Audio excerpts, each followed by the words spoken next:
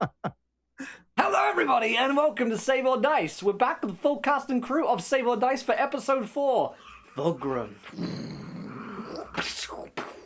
There goes all our budget. We have the dazzling deviant Cody Lewis from Taking 20 with us today. We have Jim Davis and Jonathan PRUITT from WebDM, and of course, we have our very own Dave Friant from Nerdarchy. I myself, Will Jones. I'm a D&D sex icon from Encounter Roleplay. But before we get into that, we got to talk some things, my friends. We're going to talk about sponsorship, and here to talk about that is PRUITT.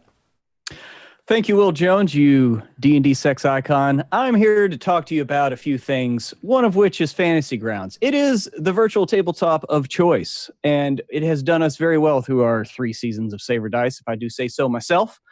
And in that program, you get to use maps that Cody has made from Dungeon Painter Studios. That's over at pyromancers.com, and they are illustrious maps indeed. So without any gilding the lily and no further ado, the dazzling deviant, Cody Lewis.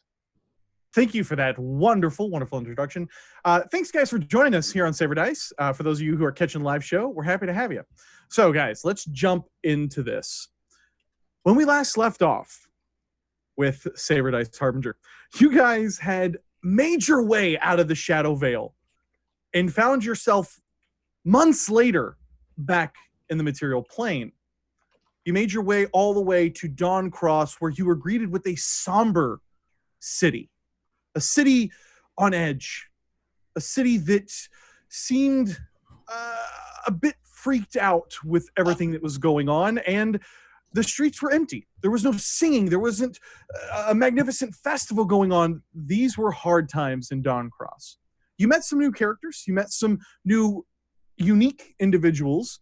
And eventually you guys sat with the council at Dawn Cross to determine what to do. They were surprised, of course, to see you, as your original mission, quest, journey was to travel to Dawn Cross with an emissary to help break the trade dispute going on between Dawn Cross and the nearby dwarven kingdom of Vograhm. But that's not all that happened. When we last left off, you guys had found yourself in the company of a friendly wizard who was helping you kind of gear up and prepare for your journey over to Vograhm. And that is when the sword held by our illustrious keeper had another episode with another beam of striking purple energy flashing down from the sky above into the distance. And that is where we will pick up. So, PRUITT, how does your character, how are you reacting to this as you're kind of peering over the map and seeing this mark appear, and now suddenly there's another flash of purple energy off in the distance? Just like look up at that. The mark on the map, did you say it like a hole was burned through it? It almost looked like a hole was literally burned through it with the burned black kind of spreading from the center of this hole. Hold the map up to the mountain, like look through it. Well, I guess, guys, we should probably go to that mountain and see what the hell's going on. That looks like a sign, like a symbol, you know, like a that's like one of those Like an devices. omen? Like an omen. Yeah. Oh, you had to use the old word, didn't you? Well, it's signs importance, brother. We got to pay attention. You get all men, you get all women too. You know, I mean, signs are important. I get that, cousin, but this isn't just labeling bathrooms here. You know, cousin Huell is all about the portents and omens. Yeah. Mm-hmm. I take a horoscope every day. Yeah. And what was your horoscope today? That sounds scary. I never had a chance to get a new one yet. I haven't got any sleep. I've been copying spells all night. I reckon if you give him about 5 minutes, you might be able to find one. But yeah. We should get to that mountain, Roscoe. That looks like, the sword in your mountain. They look connected somehow. Well, I mean, that's your mountain, isn't it? Well, that's my mountain. That's your sword. That's right. Yeah. Okay. Well, we should take my sword to your mountain. And plant it in there. Yeah, Mr. Tallfellow back there was kind of a dick about things, especially with the idea of helping the dwarves. So I almost want to do it out of spite. I also want to do it just out of, being a dwarf and having lived 849 years there, so kind of the same thing. Yeah, I don't much like being around all these big folk. Let's go. I think we should go see what those dwarves. They need help or something. Yeah. They got a hole in their mountain if this map's anything to go by. Maybe that their mountain will fix our cousin's sword. Could be. But regardless, and he looks over at Grindlebrew, we're going to fix Gregor. That's right, yeah. We got Yeah, that's right. planned to mail him poop. Side quest like a motherfucker. At this point, Rothilian kind of walks in. Now, if you guys remember, he had promised to kind of try to summon some demons to try to form up some information about this particular sword. And Rothilian kind of walks over. That is incredibly troubling. Oh, the light? The sword We could turn there, it down if you're trying to sleep. did it do that previously with the bit on the mountain? Only once. Yeah, I mean, only once. Yeah, like my cousin said, only once before. So yeah, I mean, like twice now. The 2 times it has. Yes, it has done it both times. That is troubling indeed.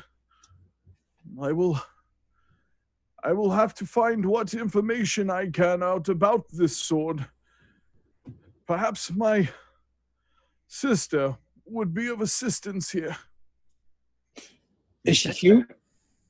No, not here in Dawncross, no. So she's cute elsewhere. Where is she? I met quite a few girls like that, but usually it was after how many? She is probably visiting in Golden Leaf, though she bounces between that and our home of Silasisi. So probably one of those 2 places. I'm sorry. Could you repeat that? That It's city. Silasisi. Can you say that again, but 5 times and very fast, please? That's the only way I remember He names. kind of looks at you. It's Silasisi. Have you not heard of the great tree of Silasisi? I haven't seen this in the CC tree. No, this. Ah, But it what sounds do dwarves nice. know? That's pretty rude, actually. But I don't know if we know much about trees. We know a lot about mountains, but I haven't ever seen a Silasisi tree. So, I'm sorry about that. Silasisi. That's just It is me. Silasisi. All right, anyone? Are you guys seeing a Silasisi tree? And you might have heard I of it mean- as the Great Willow. They sell great willows at Silasisi. I've heard of Silasisi before. Yeah. Is that a gnomish dish? Do they sell And he kind Silasisi of turns trees? back over like, what? What are you... yes, the sword. And you say you got this in the Shadow Veil. Yeah. Ah, From the that's right. Shadow Veil. Keep up. I mean, that guy said we were. And in he just Shadow kind of Vale. like- We could've been anywhere. Like you're bumbling at him is really kind of throwing him off guard. And yeah, I'll find out what I can find. All right, so Joe, guys, shall we go see a Silasisi tree? Hell, I sell them on the seashore, the Silasisi. So you want to go there? It's You not the wanna- mountain. Is it on the way? I also like the mountain idea, though. Yeah, it's on the way to the mountain. Is it? If it's on the way, I don't see why we can't stop by. Right. Roscoe, you would have noticed on that second hole that had appeared on the map, that was actually at Silasisi. Oh well, here that seals the deal. We got to go to Silasisi also. That's still a Silasisi deal. Okay. Why are we even talking? We should be following the map, Yeah. Good idea. Yeah. I right? think that's Because a good lightning idea. strikes and it marks the map, right? It's still the middle of the night, right? It is. It's very late. Oh, wait, What maybe are we we should doing? rest. Let's go. And it's raging with the storm outside. Right. right. I recall it being very inhospitable outside. Now I remember. Go the right beginning. now. Yeah, Huell's in the middle of copying these spells down. It's going to take him several hours to finish. So he's concentrating on that and just kind of half paying attention. And, So Roscoe, this Gregor fellow. We're going to have to take care of him, aren't we? Yeah, I think so. I think we should prepare the old number 1 and also the slip and loo. Maybe, I don't know. What do you think? What does that mean? I'm itching to try out my old friend Sting, and I pat the bullwhip. Yeah. We'll give him some lashes real good. You remember? Mhm. You remember when Huell You might like that. was seeing Sally Mae back in the village, and then that other cat, Billy Bob. Billy Bob and ran Sally Mae. away, Who could stole forget? it right from him. We got him good though. Yeah, I mean, he couldn't sit down for a while. I get that. We lured him to that apple orchard, and we just pelted him so good. He had bumps and bruises all over. That might be a good thing, But do you think that will make Doris love me again? Oh, we'll make Gregor so ugly she'll never even look at him again. Oh, I mean, you just have to show that you're better. yeah. She's winning by being with you. Right, Yeah. I'm totally better than him. I bet you I could brew you a love potion or something to give her. Oh, That's a really? good idea. You might even could both take it and be in love together again. That might be nice, but she does have an iron stomach. I mean, I used to feed her a lot. Oh, well, then I guess I that'll mean, be good for her in I case used to something goes wrong with the potion. I used to feed her a lot of iron. Favorite snack. God, I got so much to learn about dwarves. Yeah, I mean, that doesn't seem like it's healthy to do. I used to put little molten bits in her beard, and it would melt it away. Cousin Huell, he's brewed up on those potions before, but it did kind of go a little bit awry when the mule got it. Well, Yeah, we all had to hide for like 2 hours. potion making such a complicated and arcane art. Huell, you made it right in the mule's trough. Yeah, I mean, it was kind of like right there. Well, no, can't be held responsible. I mean, okay, we don't need to go back down here. We've been down this road. We know where it ends. It's a cul-de-sac. I don't even know what that word means. It's like a road that's a dead end is that a to type itself. Is that a Oh, type well, of then I tree? use that in the correct Is context. that related to the Silicisi tree, the cul-de-sac tree? At the end of, yes. Never mind. I gotta take another rest, lads. Just Yeah. Yeah. Yeah, So- he was going to finish and go to bed. So are you guys gonna pretty much just rest up at this point? I Yeah, mean, rest of the storm? unless Ruthilium needs like an apprentice to help whatever he's going to do, then He doesn't. One of the first things he does is after he kind of walks away from this conversation that's happening, he had kind of gone off with a little bit of a spell to mend the hole in the roof now Yeah. that had blasted from the sword and to the sky all the way through both levels of his house. So he's kind of been off repairing that, and then he heads to bed. All righty. Yeah. And so I assume you guys do the same. You just rest up. There's Yeah. no other learning spells or anything like that. Jim, you copied the spells down that he Yeah. gave you as well. Yeah. Okay.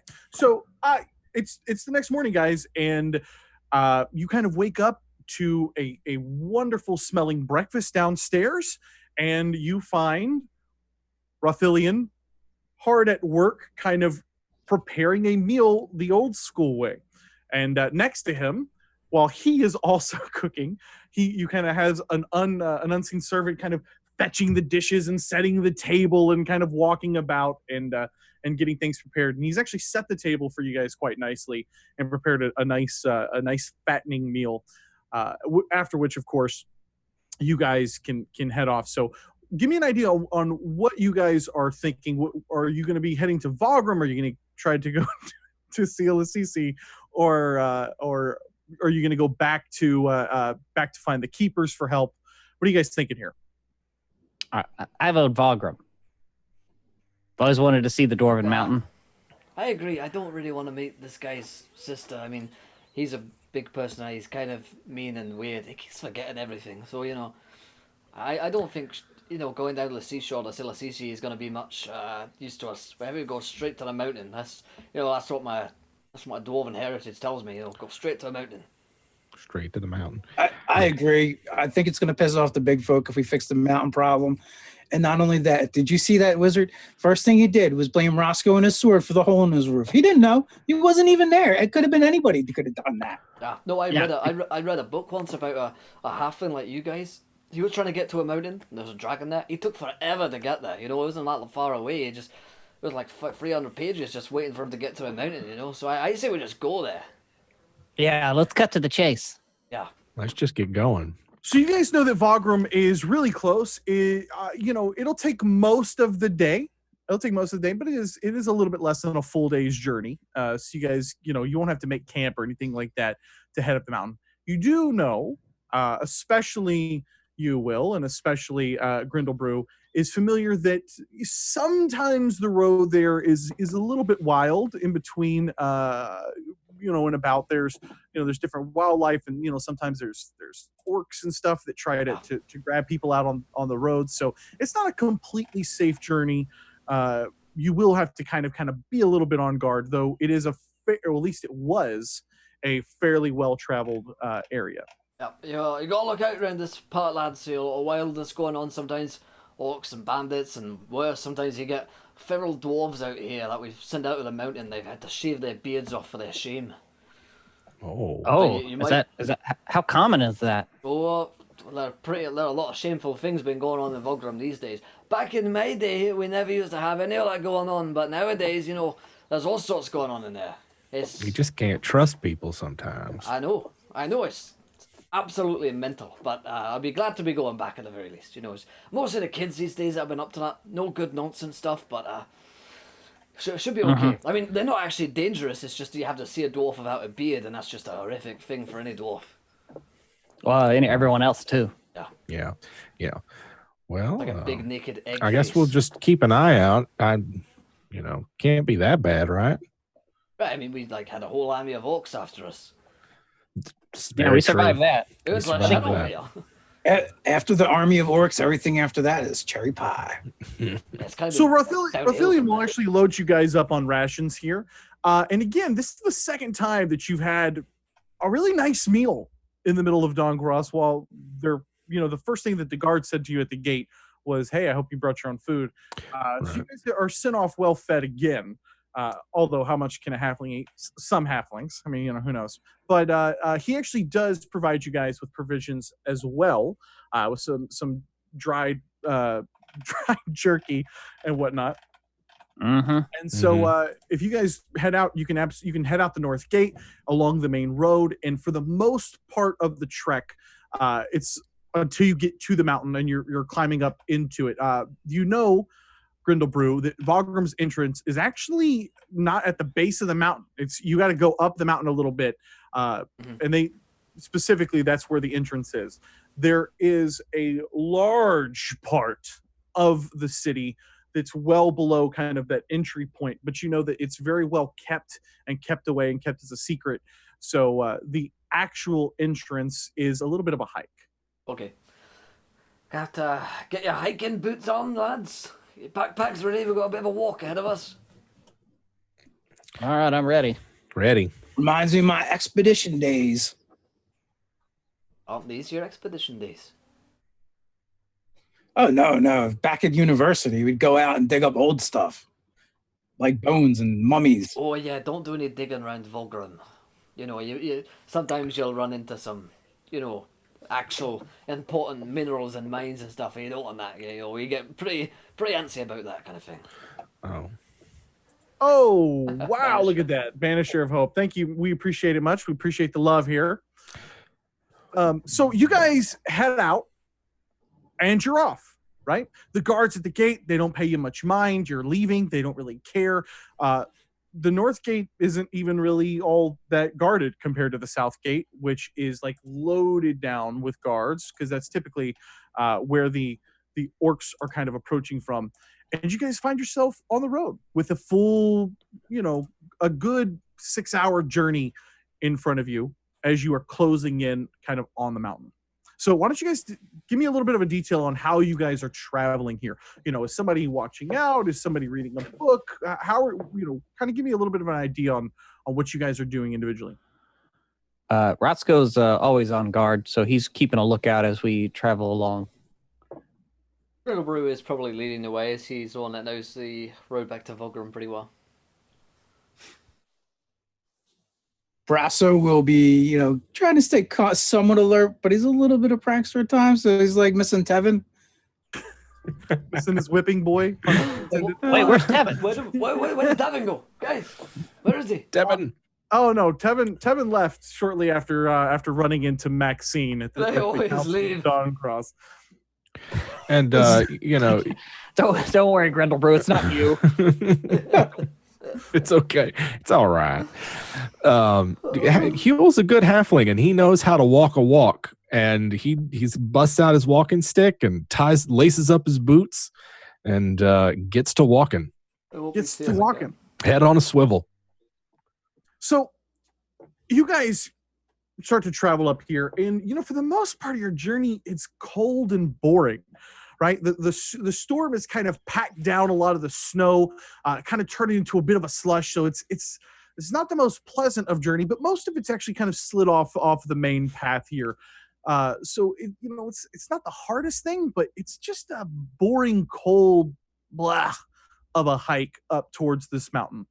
And you guys are kind of trudging along, and you guys go for a good 3 or 4 hours without really encountering or seeing anything. There's obviously no tradesmen coming down from the mountain with barrels full of silver to trade.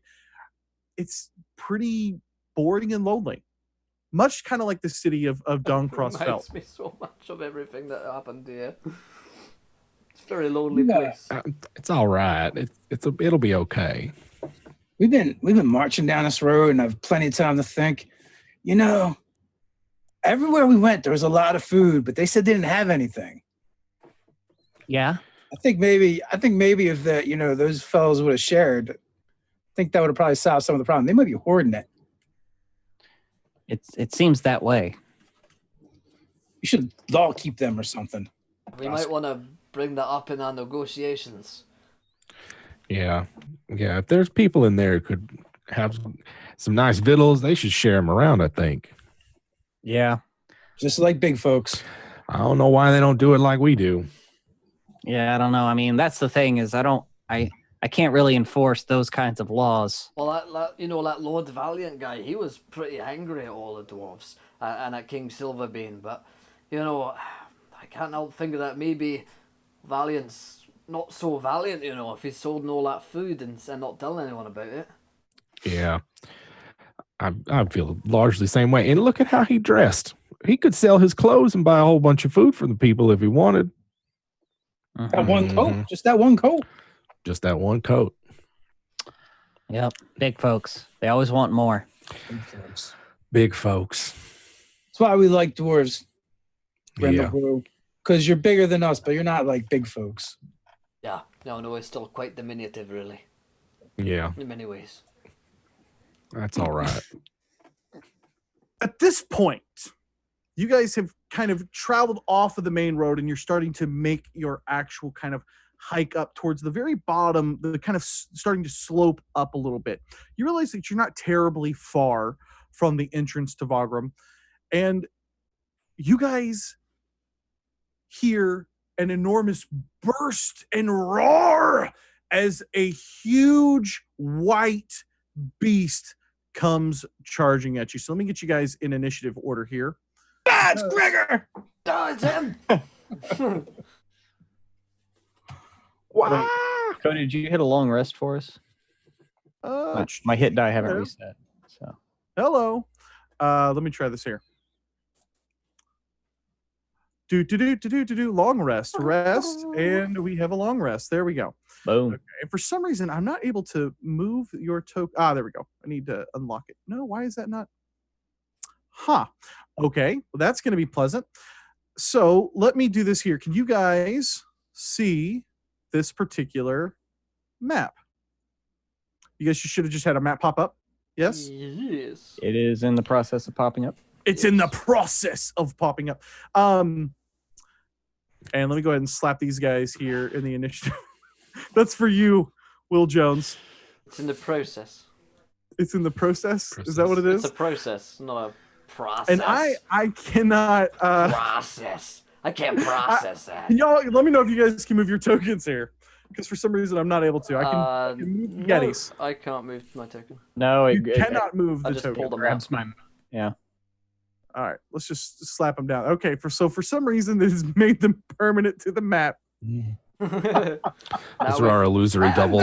I can't see them move. So, I Did you build the map with our tokens on them? I swear to God I did not. But I did try to lock it down so that you guys could see it. So for the sake of brevity, we're gonna have a couple of doubles out but here you on the fucking map. managed that, didn't you? I've never seen that with Fantasy Grounds. Now I can move it. Now I can move it. Oh yeah, no, we're I've got all- two. Yeah, you can Oh. move your second token with this tokens. Oh, you know what? I'm seeing double, guys. I don't know. I got an idea here. I got an idea here. Oh my Delete God. token.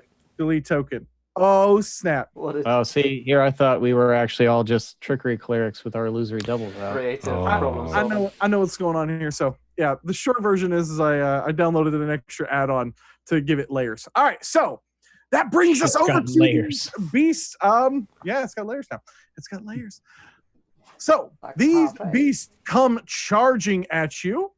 We have, and let me go ahead and get you guys a little bit in a better order here. I think you guys were walking closer to this as Flying we have V. Roscoe and we have Grindlebrew kind of leading the way here. So we have the first Yeti who comes up and makes his swipe over here at Roscoe. And that will be a... Hello, come on now. Why are you... Work with me. Put me here. Work with me. Love me. Love me. That's Grindlebrew. All right, we're going to do it this way here. I apologize. I'm having some issues with this. So we've got a +6 and a +6. Let's do this here. We've got a 16. Is that going to 16, make contact with Roscoe? Yep. All right, and then we're going to follow that up with an 11, which is not going to get there. So we've got that 1d6 +4 here. So he comes up and swipes and knocks you back kind of almost off your feet here as he swipes over to the side, as you're going to take 9 slashing damage. And then that is going to be coupled with an additional 1d6 plus, or a 1d6 cold. So you're going to take an additional 5 points of cold damage. The next beast comes roaring up out of the ground and charging at you, Grindlebrew. It's going to do the same thing. So we've got no. 16, which is that going to get there? No, I believe my AC is like so ridiculous, like 19. 18. Followed up with a 10. You see Roscoe kind of get swiped over to the side as you hear this enormous roar. You duck over with the shield once and you actually bash the hand to the side. That brings us to Huell. Huell, it is your turn. All right. Let's see. So this one right here that hit Roscoe, Huell is going to cast a spell and attempt to levitate this sumbitch off the ground. Okay, and which one are you targeting? The one north or the one south? The second one, Yeti number 2. Let me see. I will do this with my casting. Boom. Not going to get there. Well, no, that's his save. Yeah. I used our fancy combat tracker on Fantasy Grounds, and it automatically rolls the save. Virtual tabletop of choice. Virtual tabletop of George. So he rolls a 6 for his save. Gotcha. Oh, nice. Yeah. So I levitate them off the ground, and it's I'm just going to hold them there for 20 feet off the ground. You're going to hold this Yeti 20 feet off the ground as it kind of looks around and you're not quite sure what's going on, and actually kind of tilts a little bit as you've caught it off balance. Dr. Braso Huell. Perfect. Good going, cuz. I'm Thank going you. to just swing around. Here, drawing the whip, bonus action to cast Hunter's Mark. And let's see. I will. How does any of this even work? Very carefully. Very, very. Good question. I'm like opening the wrong windows. Let's see. Can I drop it right on him? It's all right. I can. And what am I Yeah, you even can. doing? Just drop it right on him. Absolutely, it's going to get there. All right. So that's going to give us a. All right. That's 4 and You need another 3 too, so 7 points of damage from the whip. 7 points of damage on Yeti 1. Okay, and that brings us over to Roscoe. Alrighty, so they have him flanked there. So Roscoe's going to just move up to this Yeti since that guy's out of the picture. And he's going to take a swipe and exercise the law. So that's a 23 to hit. Yeah, gonna get there. And I'm using it, using my sword two-handed, so it's versatile. So it's going to be 5 damage there. And I'm going to go ahead and spend a key as a bonus and do a flurry of blows. Get a couple of unarmed attacks. Oh, a 1. I'm going to go ahead and re-roll that since I'm a halfling. And the 2. No, I'm kidding. 14. Does 14 hit? The 14 is going to get there. Yeah, absolutely. And then the second unarmed strike, 22 to hit. So those two both hit. So first unarmed, that's another 6 damage and 7. 6 damage and 7. So 13 damage total to Yeti 1. Mm-hmm. Well, Yeah, on top of the 6 from the sword. Yeah. Okay, so 20 total. Uh-huh. All right.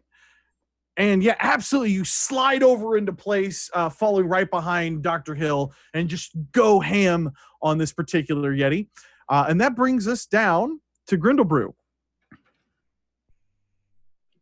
Presumably Grindlebrew has, has he seen these things before? Has he heard tales of other dwarves getting Absolutely. Yeah, smashed by these things? Absolutely. Yetis are common here on the mountain. So this is nothing that you're unfamiliar with at all. Yeah. You've actually eaten Yeti before. When time, because I mean, Oh yeah. don't let good meat go to waste. Yep. All right. In that case, I'm gonna kind of shift down into my shield up position and smack him with my warhammer. For a 18 to hit. Absolutely gonna get there. Oh, 3 points of damage as I snag his big toe. Yeah, absolutely. You come up and just kind of slam into him. Kind of get that fatty, meaty thigh. You're not hearing any bones crunching or anything like that. But it is kind of going into a furious set of swipes here. Anything else you want to do? No one's damaged or wounded, so no. Okay. I did get the shit knocked out of me. Oh, you did? Okay. In that case, Just so you know. And at this everyone's point, probably fine. Best I might cleric ever. healing words you then. That's bonus action, right? Yeah. Yes, it is. Yeah. No, healing words. Roscoe for free health. Oh, and it's a thingy spell level 1, so I get +3 at least. It's Yeah, been it's a 2 while. plus spell level. 2 plus spell level. Spell level is 2, so heal you for 4. Oh wait, no, it's just level 1 spell, so free. Yeah, you get heal for free. Additional. So 6 total. 9. Fucking maths, man. Jeez. It's 9. Why is that so hard? and very quickly, Who's you the guy guys that have. made that so hard? And very quickly, you're finding yourselves in a full-on ambush here as another Yeti bursts in from the slushy snow and coming over here. But this one is terribly close to our wizard friend here, and that's going to bring us back around here to the Yeti. So, does the first one here get a save, Jim? No. No save. He's being levitated until otherwise notified. And so the next two are going to let's go over here to this Yeti that you guys have kind of surrounded a bit here. He is going to slash out over at Dr. Huell, being kind of the first one that caught his eye. And so he is going to go into his claw.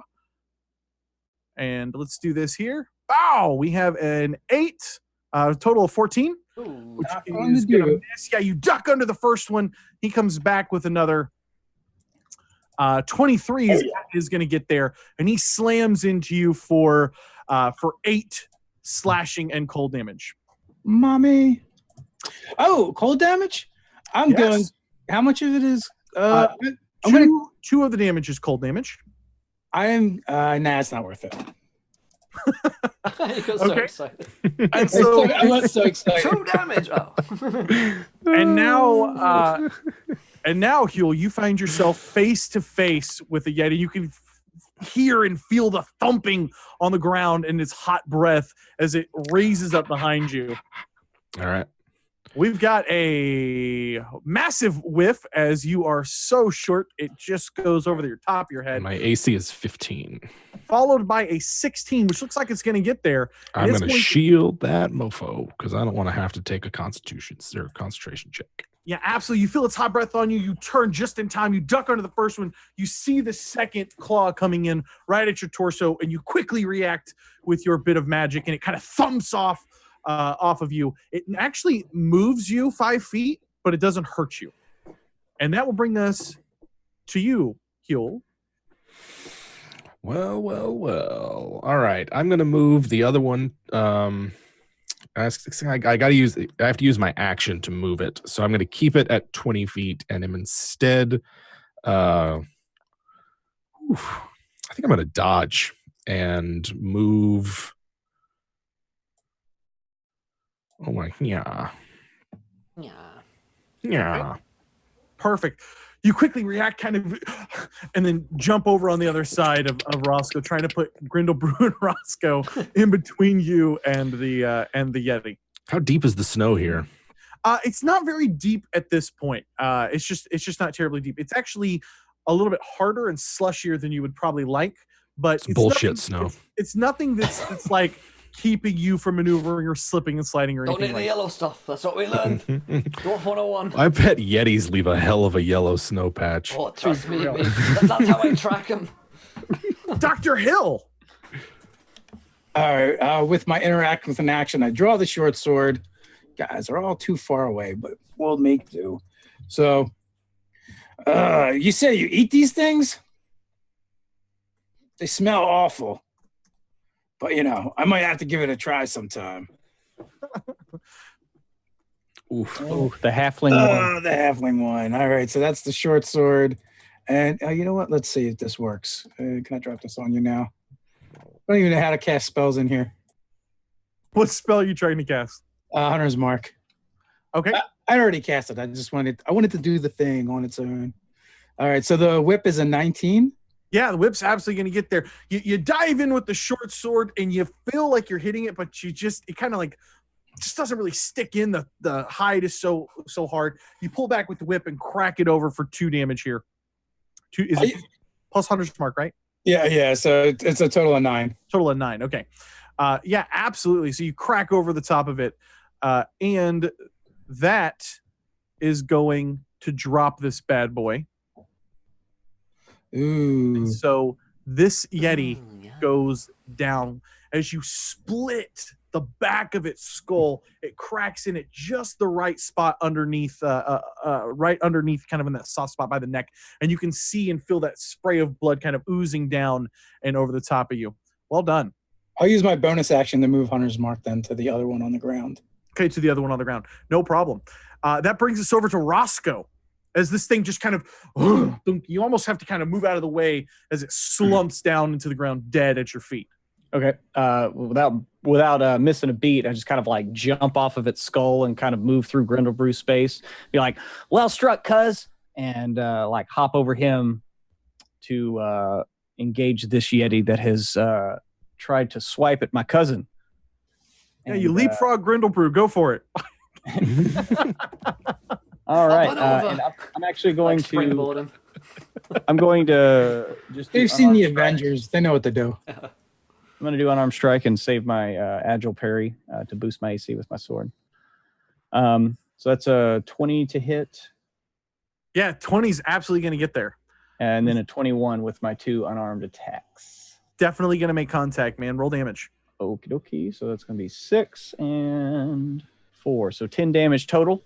10 and my damage? AC is now 17 as I save my sword for parrying. Okay. And at this point, that brings us down to Grindlebrew. I also want to chat the $5 from Emophobe. Or Emophobe. Oh, what? Appreciate the love, my man. Welcome back, Dr. Braso, he says. Thank you, my friend. Let's see. I'm going to, seeing as we got more on our hands than we have first rolled, I'm going to join Roscoe here. I'm going to bonus action spiritual weapon for a 14. As my ring of love and vengeance. pummels it. 14 is absolutely going to get there. Takes 9 points of force damage, and then I Warhammer it kapoom, for an 18 for 6 points of damage. Another 6. You guys are Comes in just with the tearing ring. into Warhammer. these things. And is that all you want to do? Yep, bonus action, move action.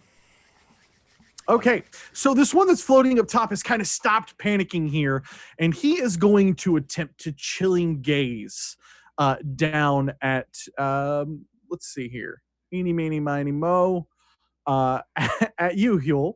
Okay. And so if you could please give me a Constitution saving throw. Ooh, Constitution saving throw. You know what? I don't want to risk this one. I'm going to use my 18 from Portent to as my saving throw this time. Okay, so you've used one of your portent abilities. Well done. And then the next, so he kind of locks in at you, and you kind of are able to shake it off for a moment, realizing I saw that in my horoscope this feet. morning. Yeah, this guy's got 20 feet up in the air. He's fine. And then this other Yeti will continue to ravage over here at Roscoe, excuse me. And so he's going to make 2 attacks here. We have an 18, which looks like it's going to get there, followed up by a 9, which I don't think is going to get there. And so, Roscoe, you're going to take a whopping 11 points of damage in both slashing and cold. As he comes over the top of you once and then slashes down low, kind of catches you right in the chest. As you kind of pull back, you realize you get this big slash right across your chest here. It's going to be that kind of fight, eh? Huell, what would you like to do, sir? Huell, he's like,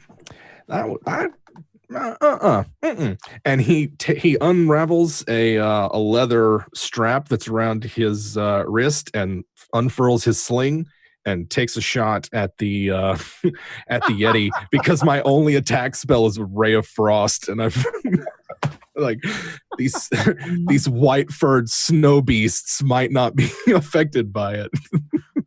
It's a fair assumption, brother.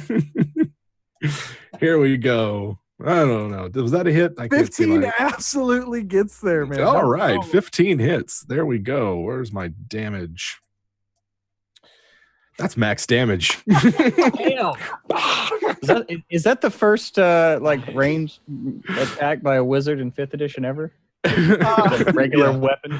Hey man, I've always been old school at heart, so slings and darts all the way. It's kind of like done this like trying to like get loose and catch its balance, kind of tipping backwards, and it comes back in. It's got this chilling gaze, which you kind of shake off, and you respond by thwacking it directly in the mouth, and you actually see its tooth break. I want to take that as you slam this thing right into the mouth, surprisingly hard and accurately. Well done, sir. First blood. All right, is that all you want to do? I'm gonna move as well. Okay. I'm gonna move behind this rock. Screw you, whack. Okay, I'm gonna go hide now.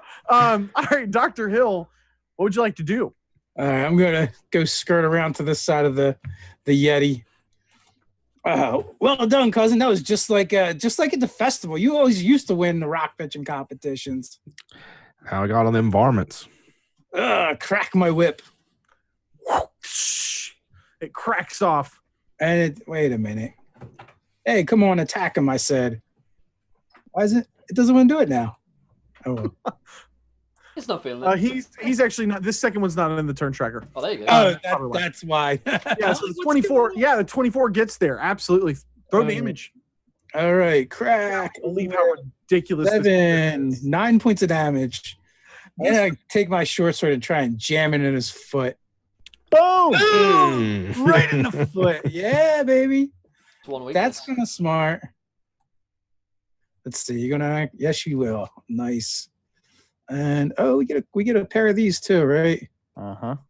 Ooh. Nice. 21. That's a good round. Yeah. So it was a very good round. So is it 21 total? No, for the round it was 30.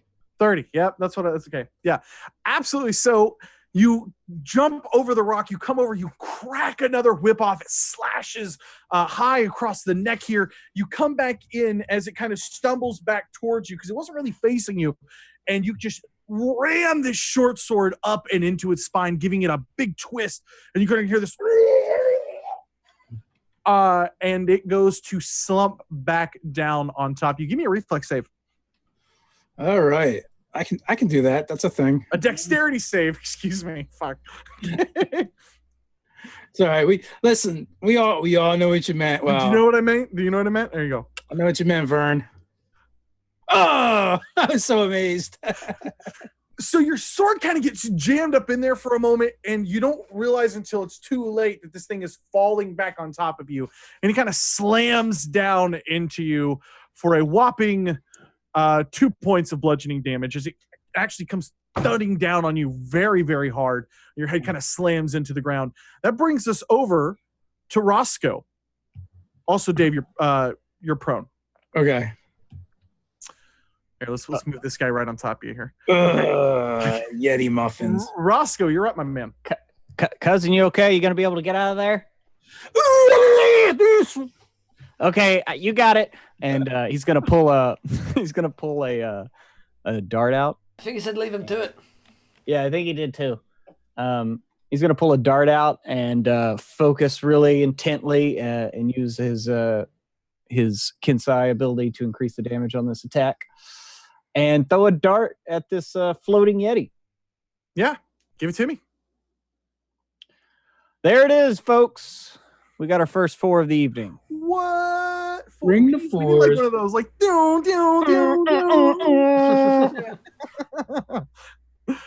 Yeah, it goes wide. You know, you think it's a big target. It's not really moving, but he's flailing about so much up there, trying to figure out how to get down. Someone's in my eyes. Yeah, and so you throw this thing wide. Is that all you want to do? That was bonus in action. So, I'll move like right here, a little closer. Grindlebrew. All right then. I'm gonna try and help out Braso because my spiritual weapon is right there. So I'm gonna pull in here, spirit weapon, bash him with the ring of justice. Roll damage. Roll to tick. 15. I was so confident. Yeah, the 15 is gonna get there. Yeah, fuck it. Then in that case, he takes 8 points of force damage. Then I gotta spank him with the warhammer for a 9. You can't reach him with the warhammer. Okay. You're talking about the Yeti that's floating up top, right? No, I think he's attacking the dead one. You're not attacking the dead. No. With the spirit, I thought you. Okay. Yeah, okay. Make sure you understand. Yeah. So the one that has fallen down on top of Dr. Hill is okay. dead. I didn't think it was dead. I thought it was like a. I thought so as Better well. if you attack the dead one. Oh no! It's not dead though. I was thinking it's a Gimli Wog situation, which like it's still trying to like bear down on him. They're so hungry and done crust. You got it, Grindlebrew. You'll get him. Yeah, I'm just slapping his dead corpse over and over. Spiritual weapon. It floats, doesn't it? Yeah, I can move it, right? So Yeah. So I'll give you the spiritual weapon attack against the one that's still floating. Okay.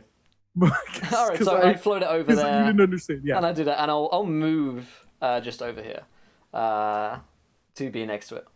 Okay, so roll damage on the spiritual weapon for me. Okay, spirit weapon is 9.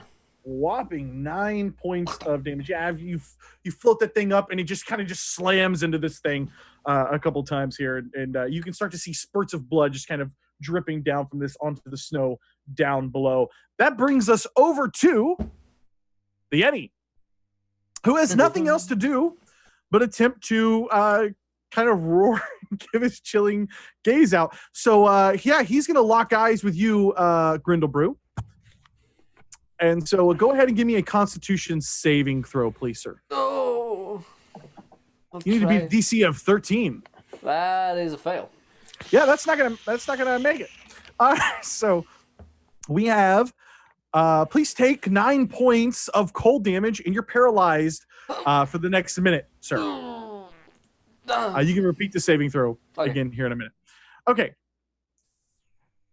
And that's pretty much all the Yeti can do. It's just giving out this, and it's a furious scream. You can hear it all along the mountainside. There's no doubt. I mean, this thing is roaring out and screaming, but it's floating in midair, and there's not much that it can do. So that's going to bring us down to Huell. Right. So unfortunately, like levitate's kind of, you can't like use it to just levitate him up 2,000 feet and then cancel the spell and drop it anymore. So I'm just gonna wait. I wonder why. I mean, that sounds like a really creative use for it. So I'm gonna leave him at 20 feet, and I'm gonna go help Braso get out from underneath this biggin, and then we're gonna get ready to lower this guy down. Come on out here. Come on, just like get here. Give me your hand, and then. All right, I'm gonna push. Come on, I got Yeti balls in my face. Get this thing off. All right, come on. Just Well, you don't want to get it off if you got balls in your face. You don't. Just quit your griping, and we'll be all right. And help him get out from underneath this thing. And I guess that will bring us over to Dr. Hill. Yeah, of course. You know, you can kind of wiggle your way out of this thing. You're might feel like you're a little concussed, to be candid with you, but you know, you kind of wiggle your way out of this thing with Huell's help. And so what would you like to do? All right, so now I'm like on the ground. I drop my weapons. We'll draw my crossbow. And do I have a crossbow? I do have I got a hand crossbow. It's true. And I guess as a bonus action, I will tag that Yeti with Hunter's Mark and let fly. Boom! Throw damage. All right, come on. Over here, dice. All right. That's going to be 8. So 14 points of damage. Stupid smelly Yetis. All right, so at this point, you guys have the Yeti locked down. And I don't think that it would continue to target you guys with the extra gaze. I don't think it's smart enough to do that. So I'm going to go ahead and say that if what you want to do is just beam this thing while it's locked. I mean, you guys are in round 5, and I think levitate lasts for a whole minute, doesn't it? Correct? 10 minutes. Okay. Yes. Yeah, In essence, play Yeti Pinata. you can safely dispatch. I mean, I was going to let it Yeti. down so we could beat on it with swords and whatnot in a minute, but I'm happy to leave it up there while we pin it with slings and arrows. I've been hit a couple of times, cousin. I wouldn't mind. He sure is making a big old racket. We're going to want to get out of here quick. While they're doing for that, I'm going to look for that tooth. Yeah, absolutely. Yeah, you're digging around. You're not even paying attention. You've got it levitated. I'm concentrating on the spell. You're digging through the snow. Okay, you're looking for that. You're like, I know it's around here somewhere. I saw it come off. And so, yeah, absolutely. And so after a few moments of Dr. Hill kind of, you know, loading up the crossbow, taking a little bit better aim, firing off, and you guys are able to dispatch that. Of course, Grindlebrew, you're able to kind of snap out of your paralyzation. Oh boy. Roscoe, give me a perception check, please. Okay.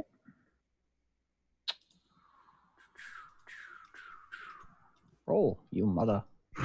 Got another 4. It's gonna be an 8. All right. Oof. I got 4s on lockdown. And so in a matter of moments, you guys have the Yetis dispatched. And that kind of sense of adrenaline kind of starts to ebb a little bit. And you guys kind of can come back down and realize, okay, yeah, we took some pretty nasty lashes, but all in all, we're all okay. And soon you find yourselves back on a quiet mountainside with nothing really but the bit of wind kind of whistling around at this point. Whew. How's everyone doing? I thought that one was alive for like a minute there. Oh, Yeah. yeah, you okay? You look like you froze up for a sec. Yeah, no, I just, you know, it really made me think, you know, that cry was just so lonely, and I was thinking, man, looking at a reflection of myself, you know? Yeah, but, you know, you got to be careful with that, Grindlebrew. You can't just, you know, see yourself in everybody like that, because I like to see that's just going to lead to more heartbreak. I know, but I got Got a few good hits in back there. Oh no, you knocked the shit out of him. Yeah. You did well. You did well, old timer. You're pretty handy in a scrap. I ain't not so bad, you know. When you've been alive for 850 years, you see a fair share of battles, you know. Me and Doris, we used to have it out, you know, most weekends. Yeah. Well, You know, you always need a partner to watch your back. Oh, no, I know. I mean, you know, when they say love is a battlefield, I mean, truly it was. Oh, I don't. Oh, well, no wonder you're such a good fighter. Yeah. Oh, you know, I'm not level 3 for no reason, you know.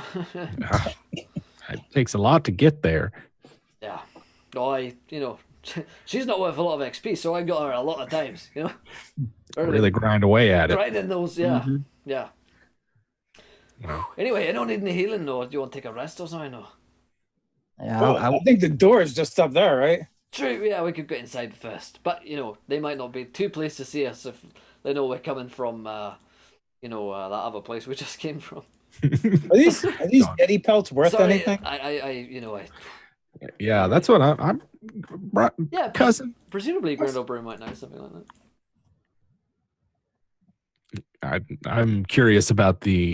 They're worth 10,000 gold each. Oh my god! Whilst Cody is away. We're on an adventure now.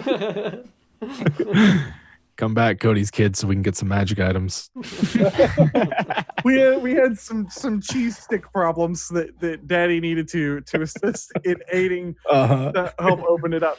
I can't believe they still make those things, so that's fine. Very important duty. I love that. Daddy, he'd gotten all the cheese open, but he couldn't get the last part pulled apart from the sticks, and he was just sitting there like, it's Yep. so close. Me too. all of his hopes and dreams right there. Relatable You're like, content. there's a life lesson for you, kid. Oh, son, I love the shit out of you. All right, so, yeah. All right, I apologize. Now, Yeti pelts. you That was the guys- I'm question. trying to harvest you, some Yeti. you want to harvest some Yeti. We can carry them inside if we need to. Yeah, let's do this. Let's do this. I would say, okay, let me ask you this. Grindlebrew, Yeah. you know your character best. Would he have been along the mountainside? You've eaten Yeti before, sure. Sure. But have you been, was your character outside of the halls of No, Vograhm, literally hunting never down left. on the mountainside? Literally never left his cave. So you do not think you would be proficient in skinning Yeti? No, definitely not. No. Okay. He's more of a he's a jeweler. So yeah, he's not a hunter. Sure. You guys can do it. Do you want all three of them? Yeah, we'll try. I mean, but maybe a little butchery as well. You know, if people eat Yeti. I do have survival. I am trained. But like we do eat Yeti for sure. It could be like a peace offering. Like, hey guys, got a couple of the Yetis off your porch. You know. Yeti jerky. So we'll do it like this. You're either Yeah, gonna Yeti do jerky. you're either gonna do this in good condition or poor condition, Dave. So why don't you roll me a survival check, and if somebody else, the next most proficient person can aid you if they want. Let's set the DC to. I mean, they're really big. I don't think it would be that hard. Let's set the DC to let's set it to like a 12. Okay, and that's with advantage. Yeah. If somebody wants to aid, I don't think it'd be that hard. All right. That would be, Damn. what do you get for double 20s, man? Yeah. You harvest Jeez. the You shit get out of this six Yeti. Yetis out of it. Can we say that we took a rest You while he was have- doing this? You have a fucking necklace with the I- fucking Yes, I was thing like on- fucking Bobby Flay when I did that shit. Iron Chef the fuck out of them. Have you guys ever seen that movie with James Franco? Not Your Highness or whatever? Mhm. I went away. I You cannot cut the hole into a minotaur. And he's like, well, what am I going to take as a trophy? I just. All right. Sorry. I'd like to have a horn. Yes. Powdered Yeti horn is used in a lot of things. I heard it's an aphrodisiac. It can be. Call All out, night. You'll go all night. call out what you want. What do you want? That's dangerous. You want powdered Yeti horn? Mm-hmm. Dave, you want the Yeti skin? horn and I'll powder. I'm going for the pelts. I'm gonna have a nice Yeti cloak by the time this is over. Yeah, you've got three. You've done such a good job, and they're so big. Your concern is less about the condition you've cut them in, but more importantly, how to carry them up to Vograhm without dragging them on the ground. So you've done a magnificent job of that. Nobody has a bag of holding, do they?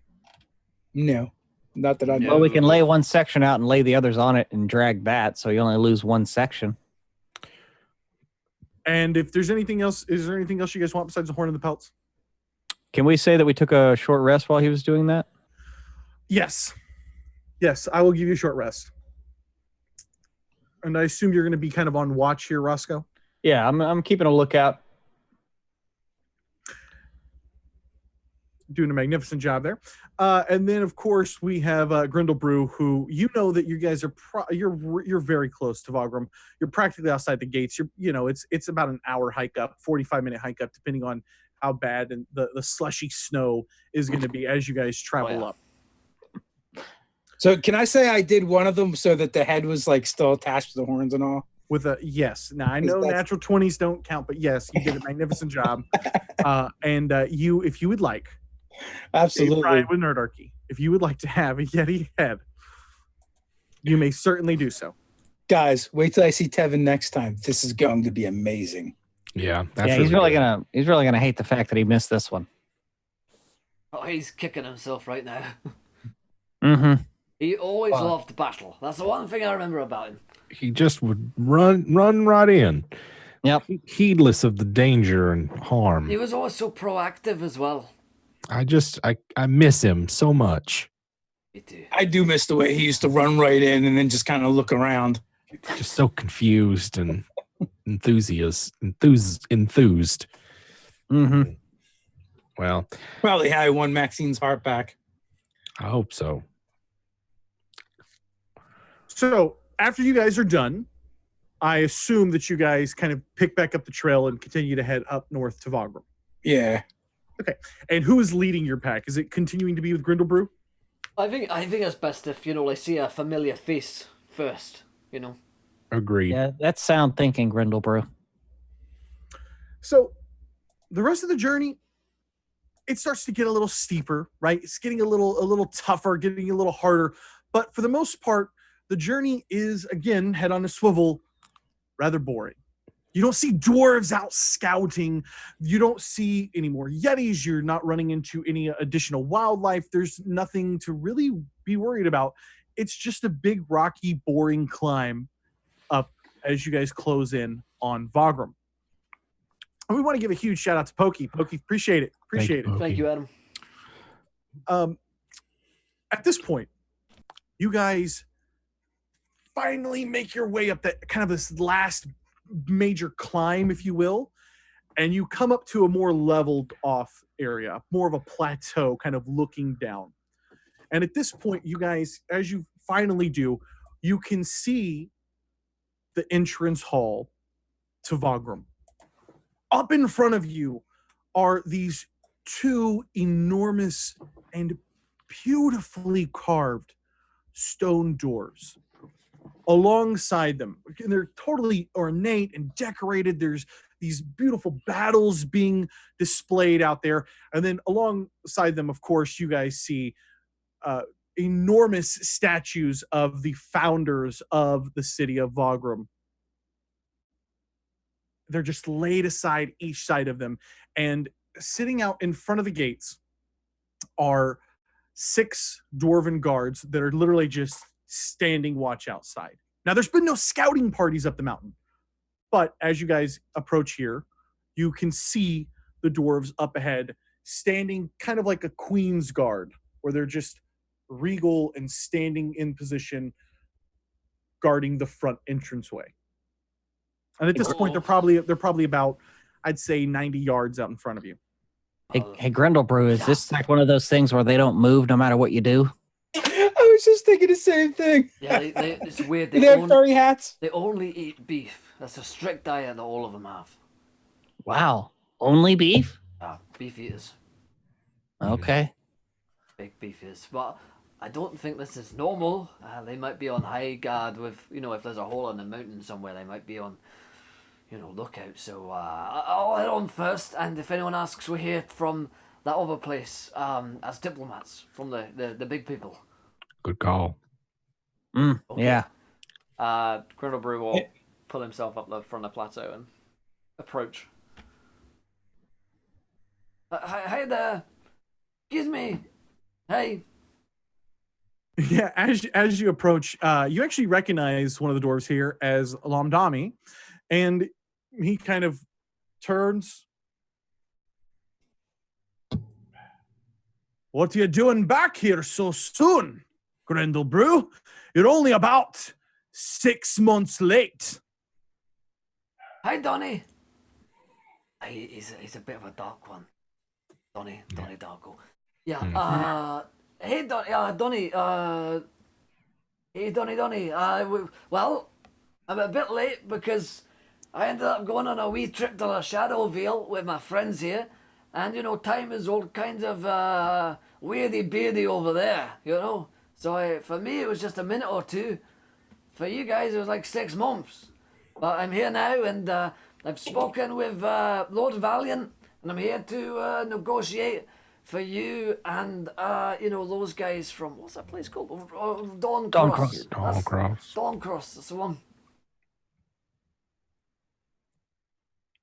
Well, I reckon we ought to let you in then. It's a bit cold out here, isn't it? That's right, it is. My three companions are less used to the cold than I am. This is Huell, Roscoe, and Dr. Braso. How's it going? Well, Matt. It's very Yeti out here. Howdy. He kind of looks over. Where did you get those? There was a lad down the way selling them. No shit. But buy one, get two free. Yeah. Yeah, it was a good deal. Did you bring back a leg for me? Well, we do. We have a bunch of Yeti meat here. We're going to make jerky out of it later. Donnie's really into legs, like. Like two into them. There's others down there. They wasn't that far away. You could just go get it. Roscoe's got really nice legs, real athletic thighs. Yeah. While you guys are kind of having this conversation, the doors are starting to swing open for you. And for you, Grindlebrew, this is home. This is the sweet smell of home.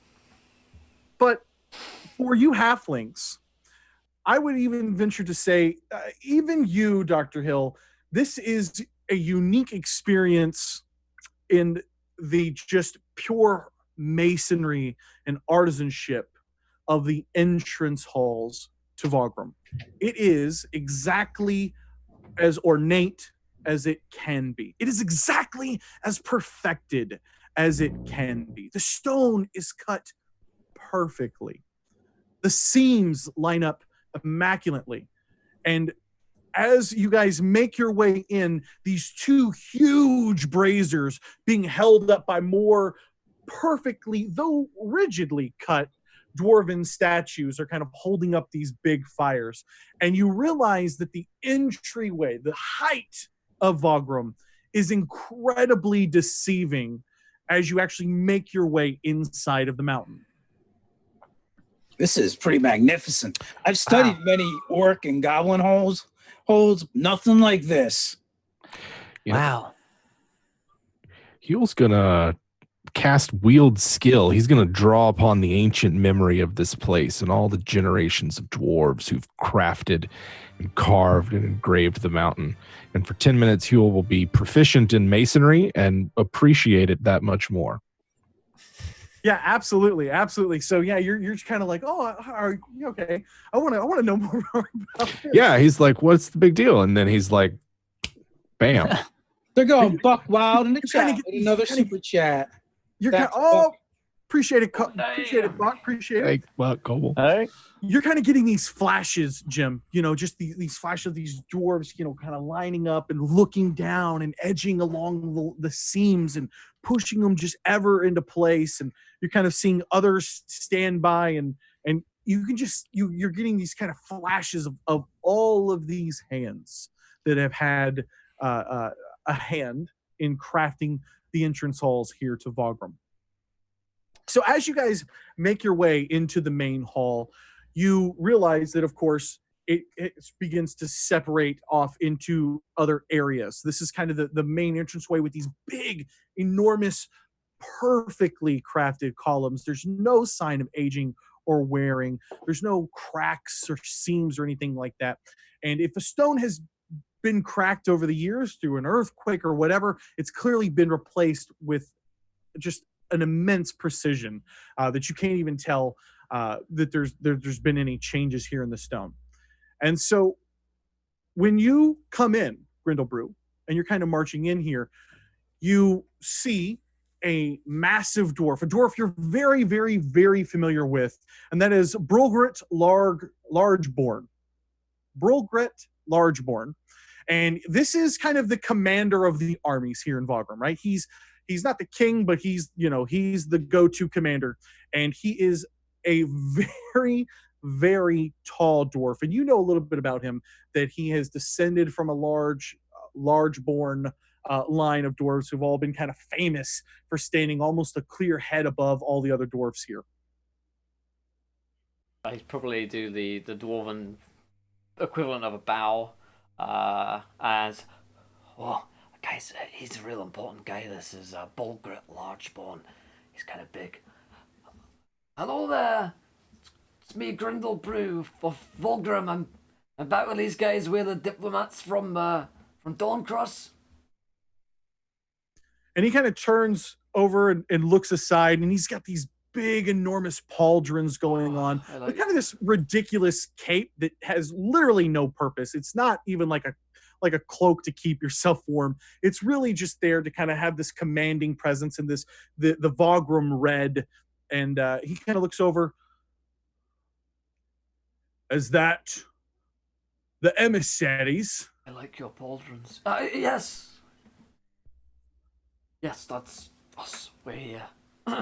Come here to tell the king of Vograhm that we're not being taxed enough. Cape. Yes. No. We're here to negotiate. I haven't got no stake in this, but we're not really about big people. I've lived here for 849 years, which is three times longer than most dwarves even live. So, I'm all about Vograhm, buddy. Don't need to worry about that. They look so young. How could they be this Osmond Greyhill we heard so much about? Oh, he's dead. Yeah, he's dead. No, he really ate it. That one really bad. Orcs everywhere. Yeah, there's loads of them. And one big one who cast fireballs and it burnt Osmond all up. That was like, a couple of weeks ago now. Or, I guess, months. 6 months. Yeah. We were expecting you a while back, admittedly. Did the orcs take you? No. We took them. We ran from most of them, but we did take a good few of them down before the whole horde was upon us. So we managed to escape, and then, things go in. Escape. A dwarf from Vograhm escaping and running away from a dwarf. I am a jeweler, sir. I'm not in your army. I've never really been militarily minded. I just carry this old shield and hammer around. I'm an old man. I can't really go fighting those orcs like you young'uns can. Goodness. Enough.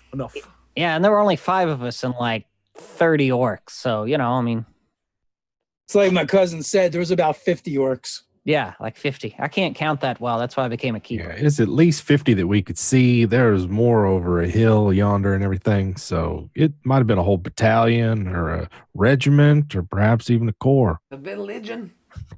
Could have been a legion. At least 5 of the orcs were throwing fireballs. You kind of see him turn to you, Roscoe, at the mention of being a keeper. A keeper? Well, it is a pleasure to meet a keeper from the Blue Garden. Aye, sir. And it's a pleasure to meet you as well. Grindlebrew's spoken very highly of you. Perhaps if they'd have sent a few more keepers, you'd have been able to handle yourselves out there with the orcs. Well, perhaps, sir, but, Instead of this lot. He kind of points over at Grindlebrew again. Grindlebrew, old man by dwarf stands. Well, I would say they really treat their elderly bad here. Yeah. I would say that the Grindlebrew versus him might be a little different. Lean into Grindlebrew and whisper in halfling. Why does he hate you so much? I don't know. Maybe. You would know a little bit about Brogra, and that is that he's not an unfair man, but he's all about kind of the like pristine. Take no prisoners. He don't show weakness. He's like every army dude who came in when I was 16. He's the guy who has to be the hardest. Yeah. Because Toxic he is the dwarfulinity. Mm-hmm. Yeah, Yes, absolutely. toxic dwarfulinity. It's exactly it. He's in that position that he has to be the extreme. He kind of has to be that drill sergeant level to actually be able to command a full army and defend a city. So he is kind of that stereotypical guy because that's just what his position kind of pulls. Grindlebrew just starts sweating as soon as he's within any distance. Well, I would say, sir, Lord Commander, I would say that Grindlebrew made a fine accounting for himself. I mean, if it wasn't for his tactical acumen in calling for a tactical withdrawal, we would have all perished, and nobody would have known anything about this. So that's not nothing. Looks like I may have cut you a little short there. Yes. I guess you got a few good moves left in them old bones. At least 2, sir. And he kind of slaps you on the back. I guess they did send the right man for the job. Grindlebrew's like sent flying his old bones like crack from the slap. Like, Grindlebrew makes some fine hammer work out there. So, what word did you bring from Donecross? They're big fans. They really like you guys. Seems to be a misunderstanding. And my cousin here, the keeper, is going to straighten this all out. They're really good with the straightening out of the words. I'll send word for the king. See when he wants to meet, if he wants to meet these emissaries. He's in a bit of a mood lately. But we're going to make some Yeti jerky, and everyone is going to be real happy. We even brought a nice gift. We get a nice Yeti pelt. Yeah, thank you to Pokey here. The $5. Yeah. Decided to take it one step further. Wow. Join all of our patrons tonight too. Thank you, my friend. Appreciate it. Thank you. Well, welcome adventure, man. We appreciate it. Yeah. So at this point, you guys are kind of scuttled off, to kind of debrief and relax and kind of come in from the cold and kind of warm up a little bit. It's going to take some time. You guys can't just like walk in immediately and demand a presence with King Bindra. But so you guys have a few moments here in Vograhm, and Grindlebrew, you're being back home for the first time in 6 months. To you, it feels like probably about 6 weeks or so. So it's still been a bit of a journey for you. So you kind of have your lay back here in Vograhm. Are you taking it back in? Are you going to go look for your wife? Are you going to show people around, or are you just tired and want to rest a little bit? Grindlebrew will show people around a bit. Like he'll do the tour of every place, and of course, every single place relates back to a tragic event that he had with his wife there, like a tragically beautiful moment that they shared. So by the end of this, like, there's a montage, by the end of this, like, he's just, like, his face is just wet, and, like, his eyes are red, after someone's been crying for ages, and there are no tears left in his tear ducts, and he just can't produce anymore, so he just it's fine. So why don't you describe some of the places in Vograhm that you took him to? Yeah. Well, over here is, this is the beard waxing place. We used to go every Wednesday, get our beards waxed together. She always used to use the gnome wax, and I always used to use the dwarf wax. And then sometimes she'd take a bit of gnome wax and put it in my beard, and I'd take a bit of dwarf wax and put it in her beard, and it would just mix together. Anyway, over here is where we do dwarf bowling. And we just take big rocks of granite and just throw them. And she always used to get splits, and I used to get all of them down. And then we'd go back and she would make me dwarven smoothies. Well, that sounds like good memory. Oh, it's a dwarven smoothie. They use mushrooms. Those sound like nice memories, Grindlebrew. You should I'd pleasant to memory. thicken it up. Huell secretly wants to learn the modify memory spell just to help Grindlebrew out. That's gonna take a lot of work, brother. This is At some point, I lean into my cousins. You don't think that fella, that commander fella, he's Team Gregor? Well, I mean, we could find out, but I don't know. I don't think we pretty should tip our hand just yet. Oh, It's yeah, pretty he's easy Team to find Gregor. out. Where's he stay at? Where's Grindlebrew? Where does Gregor live? I mean, I guess probably at my house now. In the Dwarven Commons, they've got kind of a common housing situation going on. So after you guys are taken to the forge and then the beard waxing facilities, and then you see a bit of a game of dwarf ball, which is a lot like murder ball, and you guys are kind of consoling Grindlebrew for a little bit. You notice that there's not as much activity with the guards kind of walking around. Now, there's not, when I say there's guards walking around in Vograhm, it's a little bit more like a base, not like they're actually on guard and looking inside the doors of Vograhm. But you notice that there's surprisingly few people dressed in their sort of military attire, dressed in their formal dressings as they walk about than there typically is here in Vograhm, right? So you have a large section of miners. You have a small section that actually kind of patrol around and deliver messages and go out on excavations. And you don't really see a lot of them. There are some, but there's significantly fewer here in Vograhm, especially at such tense times. You know that in this time building up for your emissary mission to Westbury and then Dawncross, you know that things were tense here in Vograhm. And so there was a lot of military exercises going on. There's different things of people, training with weapons and sharpening, swords and stuff like that. And you're not seeing any of that extra activity now that you're back in Vograhm. And it's not very long before you guys are sort of found and fetched to meet the king and debrief him, aka kind of go on your sort of your pitch, if you will, from Dawncross.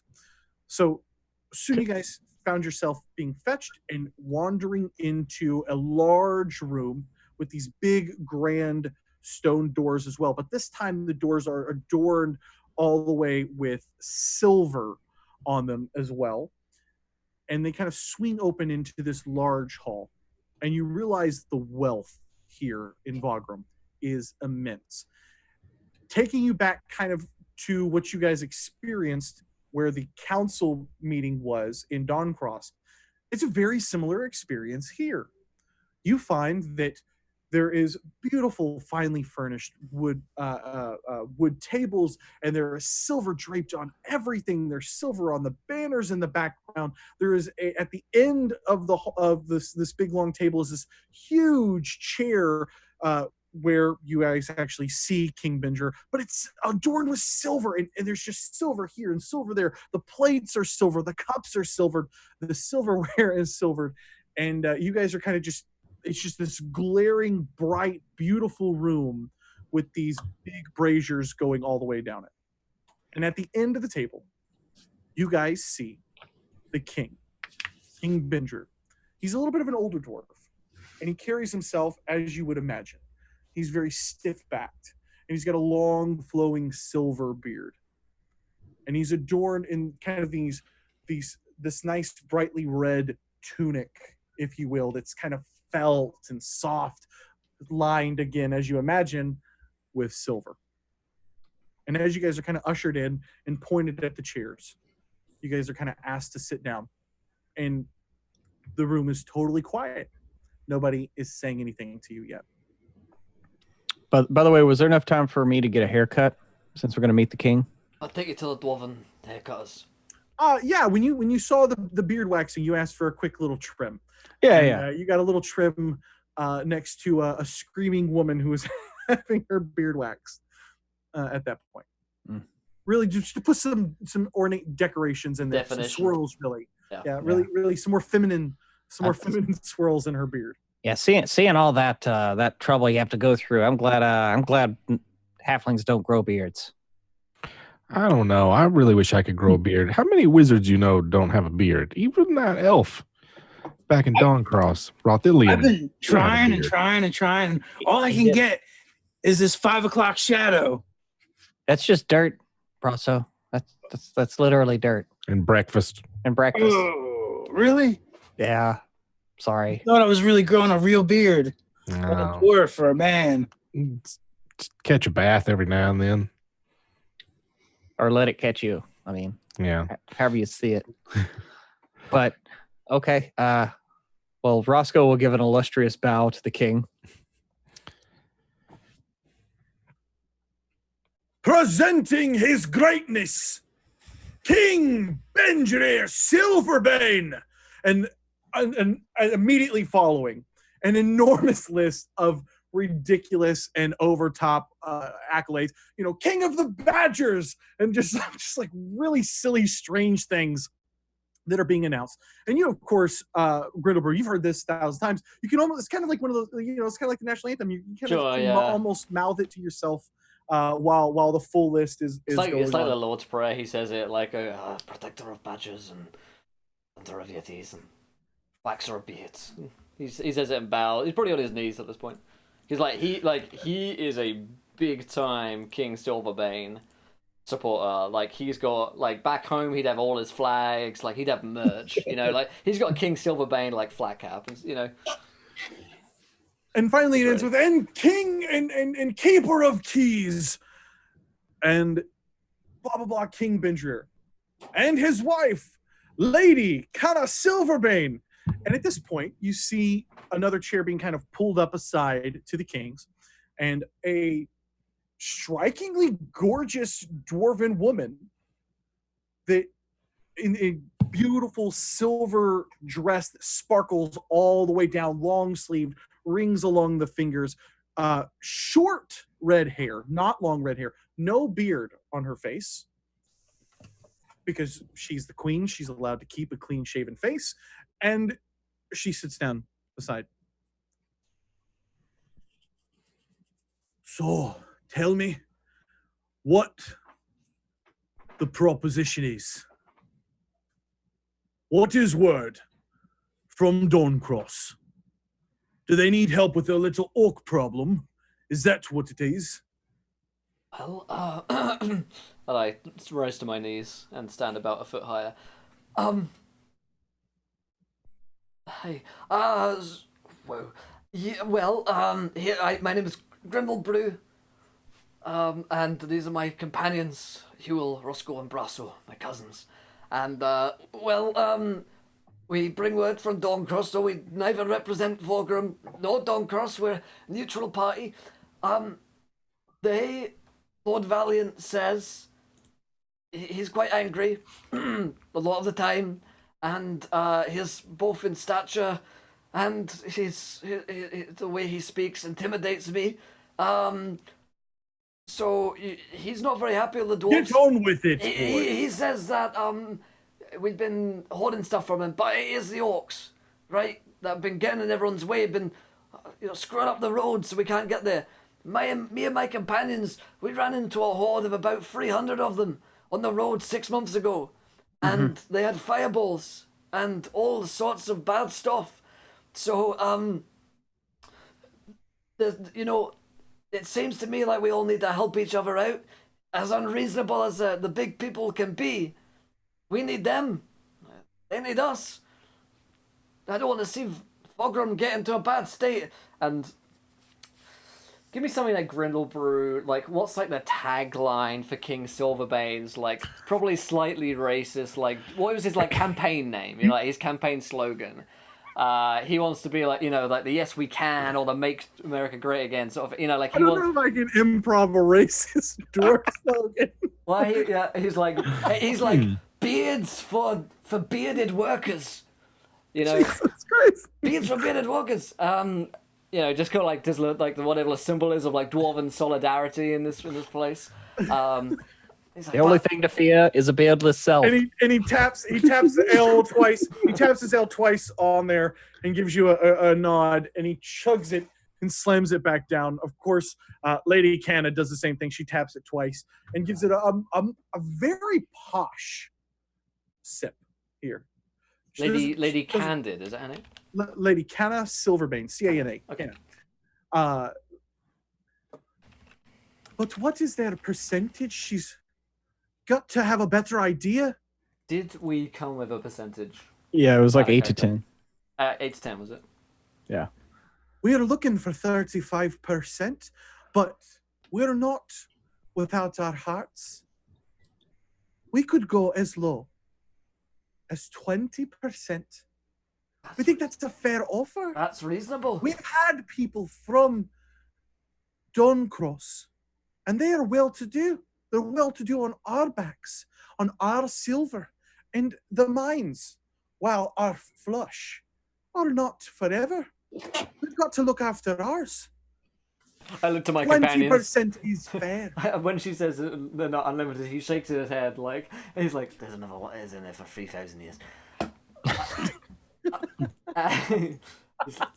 He's like, "Oh, of course, Lady Canna. You are most benevolent ways and a fine ruler. The humans." He prevents himself from saying filthy humans. The humans from Dawncross, they that said 10%. I know I'm not on their side, but that's what they said. I'll not do 10%. Sir King, could I be allowed to speak? Please, for some reason, we sent off a dwarven emissary on this mission to bring back this Osmond Greyhill. Now, we receive 6 months later than we expected, no Osmond, but instead a dwarf that we sent off negotiating on behalf of Dawncross, telling us they could only give us 10%. So please, keep her. I beseech you, why don't you say something? Yes, sir. Well, I mean, only because of the sound judgment of your emissary that you sent, could there even be negotiations continuing? We were harried on the road, as I'm sure you heard, and we had a bit of a side trek in the Shadow Vale. It was not pleasant, but we persisted and we made it through, and we want to see this through to the end. We're committed. But we also noticed that there's a bit of a problem around your mountain. You've been having some issues with these lights, this purple light. Has that affected y'all? What do you know of the light? Well, we wanted to investigate that. And maybe if we could help you out. Investigated? How do you know there's something to be investigated? Well, I mean, a big flash of purple light in the sky is nothing you see every day, right? We were heading here anyway, and... What do you mean, big purple light? We saw no such things. You guys might have been in the mountain. But this was outside, and it came down because we were over in Dawncross, and we saw it. So Grindlebrew said that was his home. What do you know of this light? Well, it came from the sky, you say? Yeah, it did. And it struck the mountain. And he kind of turns over to his wife. Perhaps that's what happened. Perhaps it's all, how do you say, correlated. Indeed, we have had disturbing news of late. And he holds up, kind of pulls out a necklace that's been tucked in behind his red tunic and behind his beard, really. So it's kind of like him kind of like doing this to pull it out. And you see a kind of hexagon-like stone key that is kind of 3-layered. And it has silver laid in all around it with these sort of symbols. And it's tied to just a very simple silver chain around his neck. Do you know what this is, Keeper? It's a very finely crafted necklace. Maybe some key of some sort. It is, in fact, a key. It is a key to Permath. Hermath. I have not heard of this place. Have I heard of this place? This Oh, is the place really? that Rothillian wanted entryway. Right. And this was, from what you could tell, kind of an ancient city that was buried underneath the mountain here. Yes, Permath. Oh, yes, we have heard tale of this place. Pruitt, I'm getting some kind of like weird audio thing. I don't know if you got like a special voice mod going on. Not hearing No? it on my end, by the way. It's Is it? I'm hearing like It's inside. Coming from inside the where's house. this coming from? Cody, behind you! I know, shit, right? Like, dude, this scene. You like scary movies? I'm not hearing it. Indeed, it is the key to Permath. Do you know what the problem with it is? What's that, sir? It's no longer needed. As in what? For 1,200 years, the doors to the Underdark, to the city below Vograhm, Permath, sealed away from a great ancient beast. The seal has been broken. In fact, our guards report a sort of black tarry substance coming from inside. From the gateway. We do not know of any gateway, for we have not investigated it further, out of fear of waking the beast. We've heard no rumblings in at least over 400 years. We're hoping it's dead. I remember the last rumbling. 400 years ago, I was only a 450-year-old dwarf. That was a good rumble. So young. And now you come telling me that a great purple light has shot down on my mountain. Twice. Yeah. Twice. Twice, 2 times, yeah. Oh, could we show him the map, Roscoe? Do we still have the map? Yeah, and I'll just I'll show the map and be like, yeah, when it happened, then this map was marked. He's got a special sword on him, King. Yeah. We came out of the Shadow Veil, and we came out with a new sword, and Grindlebrew just starts spewing all of our information. And he's like, you can't lie to a king. And In halfling. Figure out how. It's not lying, it's just not telling all the truth. to be fair, he says it quick enough that maybe he doesn't pick it up on. While he's studying the map, yeah, he kind of looks over the map and he kind of holds it up to look at the hole, and he hands it over to his wife. A few seconds later, it looks like perhaps another hole here in Silasisi. Isn't that the Great Willow? I don't know. I think they sell trees by the seashore, yes, in Silasisi. She's Silasisi by the seashore. She kind of looks at you. As the old saying goes. Well, the map says it's not by any shore. In fact, it's in a great wood. Oh, is that what that was? I thought that was the sea. I thought that was little waves. My eyes aren't too good anymore. How did you come by this map? Found it. Yeah, I mean, we found it. Yeah.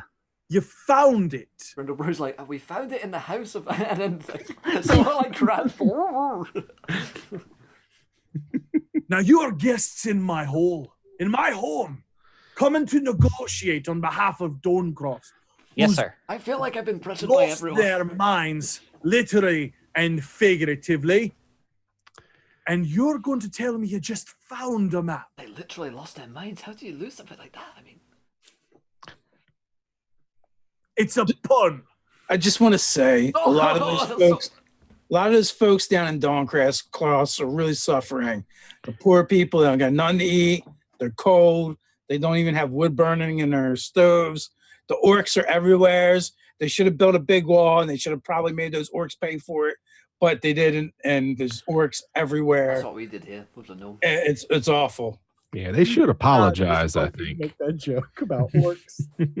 Jesus Christ. So that, I mean, sir, that is why we're here, because we think that maybe if we can help you, then y'all can bring these negotiations to a close, and y'all can help each other. I mean, I know dwarves like killing orcs. I've known a few dwarves in my day. At this point, you hear him kind of, what do you think? And his wife, Lady Canna, kind of looks up. So perhaps you could tell me how exactly it is you're looking to help us. By all accounts, you've come in to tell us that Cross only wants to take another 10%, but you come bearing news about some incident that you should have no known business about, telling us some story about just finding a map. So how exactly is it that you're here to help us? Well, I mean, we happened upon the trail of a ancient relic for my order, and we thought that we had found it, but it turns out I'm not sure exactly what happened, but that's what we're trying to unravel. And so, A relic? And I'll pull the blanket out that has Lawbringer in it, and just show them the rusted sword. Be like, as you unroll Lawbringer, it is no longer just a plain rusty blade. It's still rusted, and it's still worse for wear, but it is now sheathed in a thick purpley smoke, like it did briefly outside of Dawncross, and again inside of Dawncross, except now it is permanently in this sort of combustion-like state. oh well, that's new. When Dr. Braso sees that, he instantly dives like under a table or something. It's going to do it again. Cousin, I think it's just maybe it's our proximity to the mountain. It wasn't doing this before, but there's something connected with what's going on in your mountain and this Are sword. you bringing in witchcraft? Is that what you're doing? Well, I'm not. That's what we're trying to find out, sir. You guys aren't doing witchcraft, are you? And like Grindlebrew, I've never completely done conditioned witchcraft. by like. I've never, not on purpose. I I'm just, already pulled over. I can't pull over any farther. From under the table. I don't think the monks do witchcraft. Okay, I mean, just checking because you know those witchcraft guys. Huell, I thought you checked this thing, and it was nothing, right? Actually, we've never had a chance to check it. We keep getting interrupted. Literally never looked at it after we got it. I thought the elf looked at We're it. professionals. And now we are. It's like we all run channels about fucking D&D, and we are literally sitting in front of a king with a sword that we have no fucking idea what it is. It's Hey, here's this bomb that I brought you. I was gonna identify it, but then somebody else was like, "Oh, I'll do it," and Oh Now yeah. I'm it putting never spells happened. in my book. yeah, never happened. You did check it for magic, and it didn't radiate magic at one point. No, that thing. We did a check. It's safe. We checked it. Safe. We totally checked it. Well, this is a new development, sir. But if, as you can see, there is a connection here, and that's what we're here to investigate. So perhaps, we would be a little more expendable than, say, your forces, and we would, at least I would volunteer myself to check out this city and see what's. Oh, absolutely, King Silverbane. I would be happy to help. All I want to do is help my great country and mountain. Yeah, beard strong. Yeah. You see him kind of ponder for a moment, and his wife leans in. We're thinking that perhaps you couldn't be a help. I don't exactly want the great beast below a walk-in. Perhaps halflings might be able to move about the city of Permath as y'all investigate in a manner that is not as obvious as a platoon of dwarven soldiers. They're very small and very quiet. Oh yes. Yes, we can move about quietly. I mean, the last thing we're gonna do here is awaken the beast below. I mean, that thing hasn't rumbled in 400 years. What are the odds that's gonna happen? Hold on 1 minute. What about this beast below again? Guys keep saying, what kind of beast? Grindlebrew might fill in here if he knows historically what this thing might be.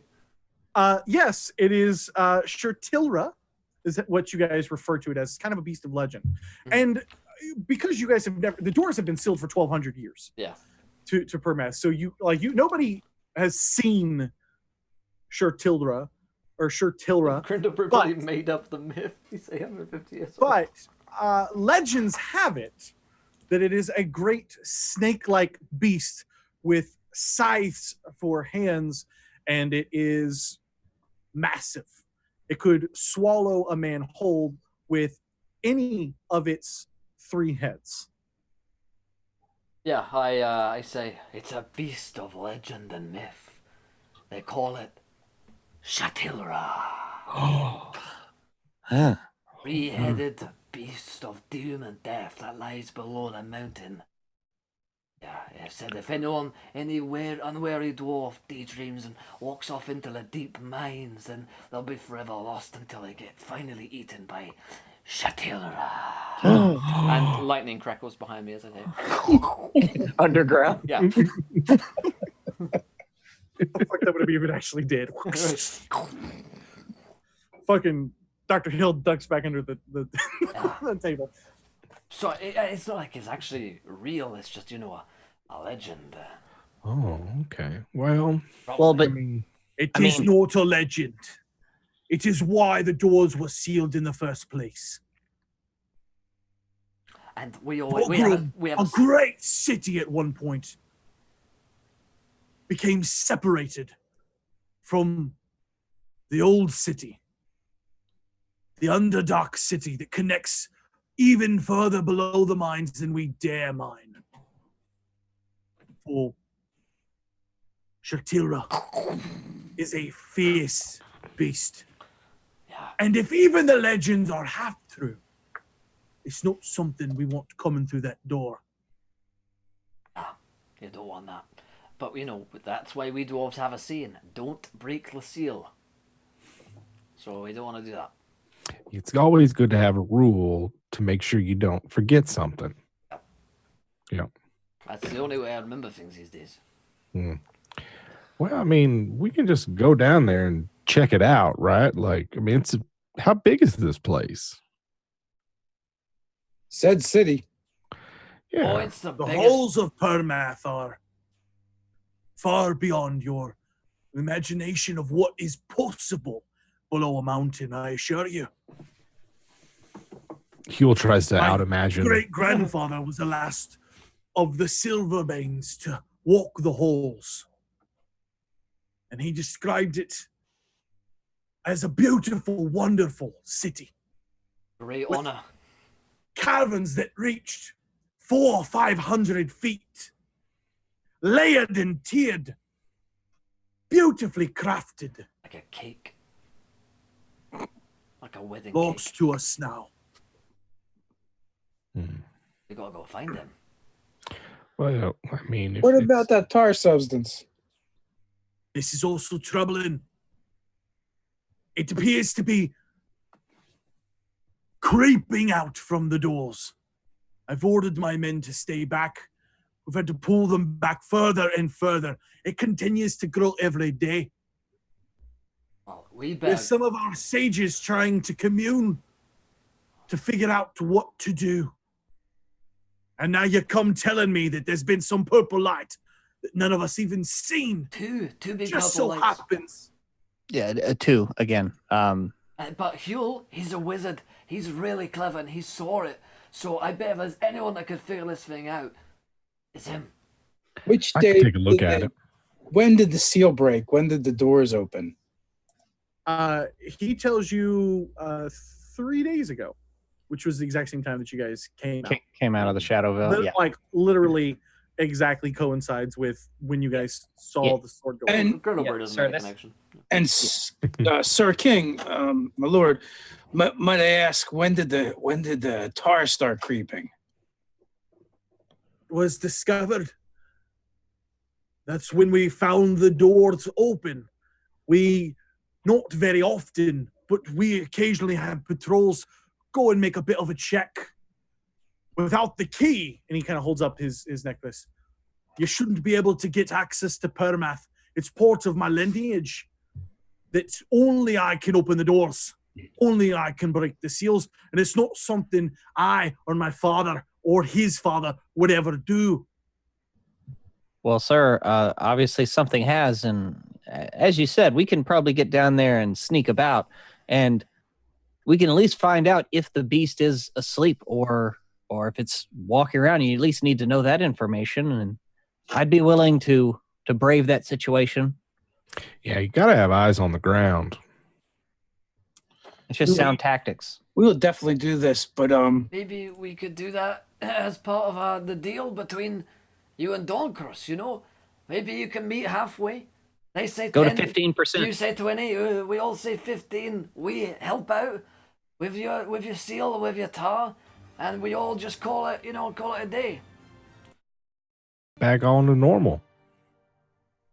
King, my lady, If you can figure out a way to reseal Permath, Okay.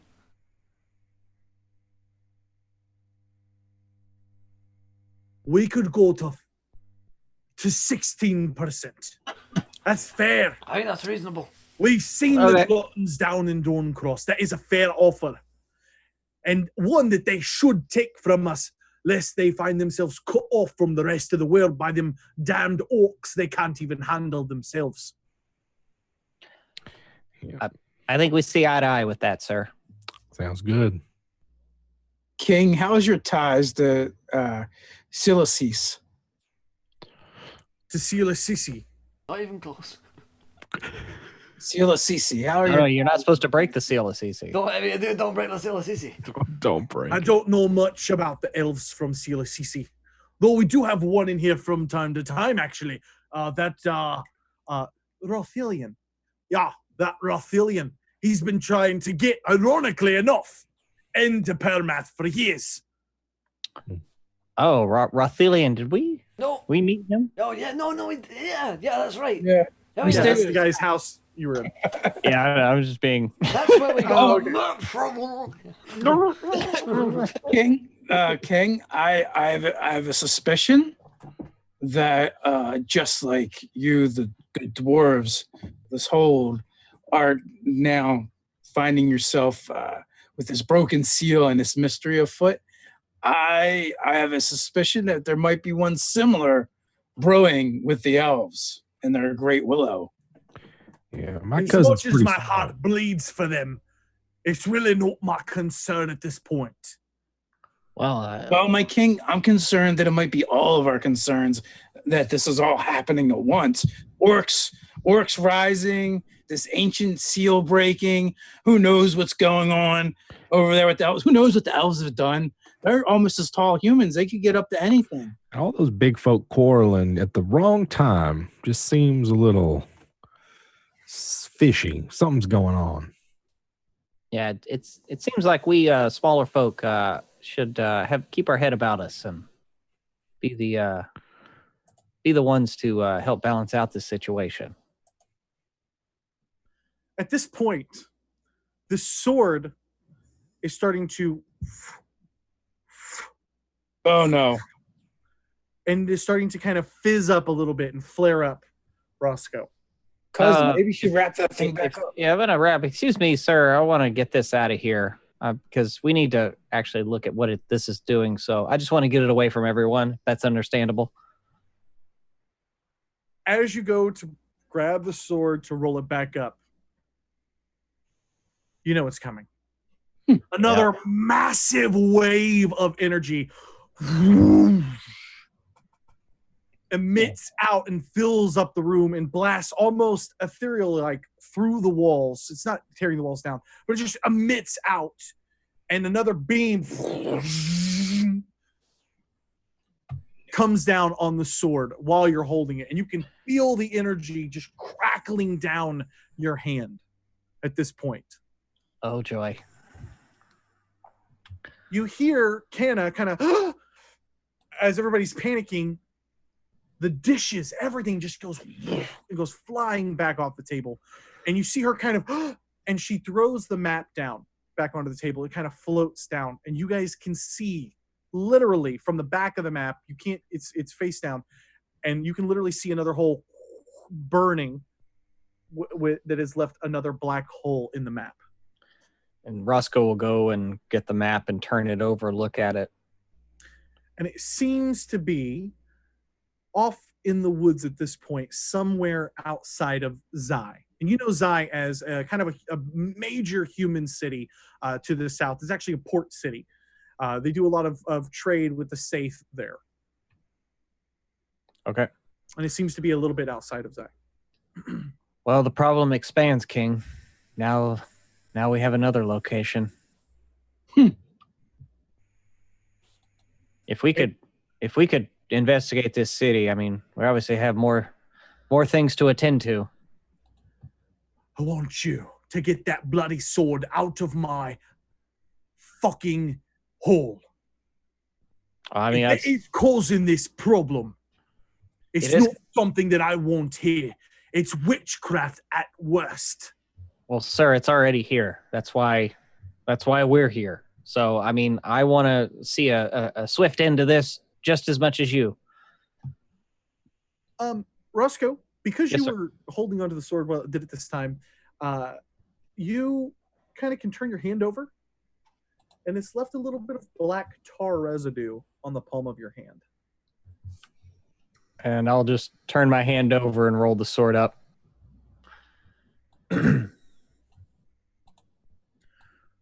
Off with you.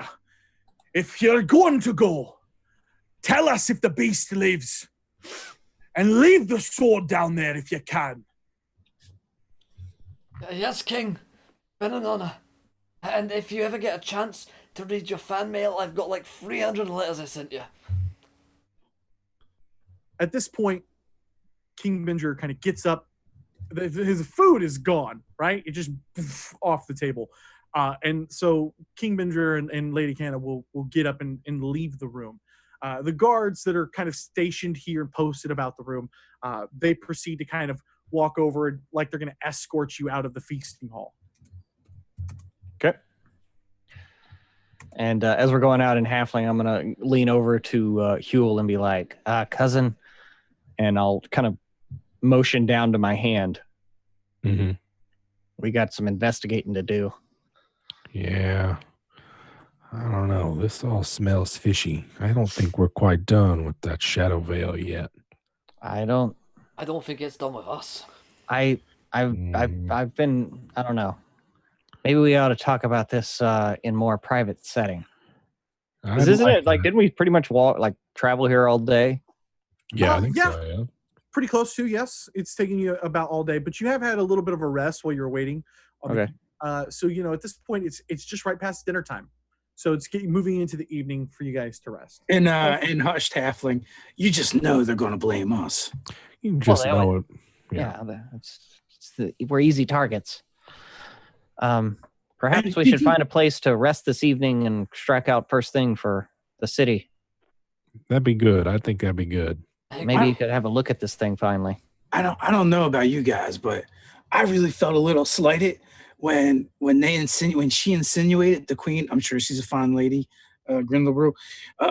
When she insinuated that us being halflings, that we're all kind of like stealthy and thieving little thieves. I thought it was very strongly implied. You have to understand all that. All the ones that come here, all the halflings that come here, are thieves. And they're just coming here. They don't come here because they want to be part of our society. They want to come here. They come here for our minerals. They come here for our jobs. And they don't give anything back to us, dwarven society. You don't see any of them growing beards or going down the waxing clinic, do you? So that's... Say my piece. That's just the ones that come here. Well, that's too bad, Grindlebrew. Yeah, I mean, It's just a fact. here's the thing. It's like before, you obviously were told that by your king, right? I mean, eyes in my own two eyes, Roscoe. Okay. It's like Grindlebrew's never been out of his cave. Well, yeah, I mean, like you met us and we're halflings, right? Oh yeah. Yeah, we haven't And stolen we haven't anything. stolen anything from you, have we? When I first met you, I don't know. But when I first, No, here's your pouch back. when I first met you guys, I thought I was being robbed.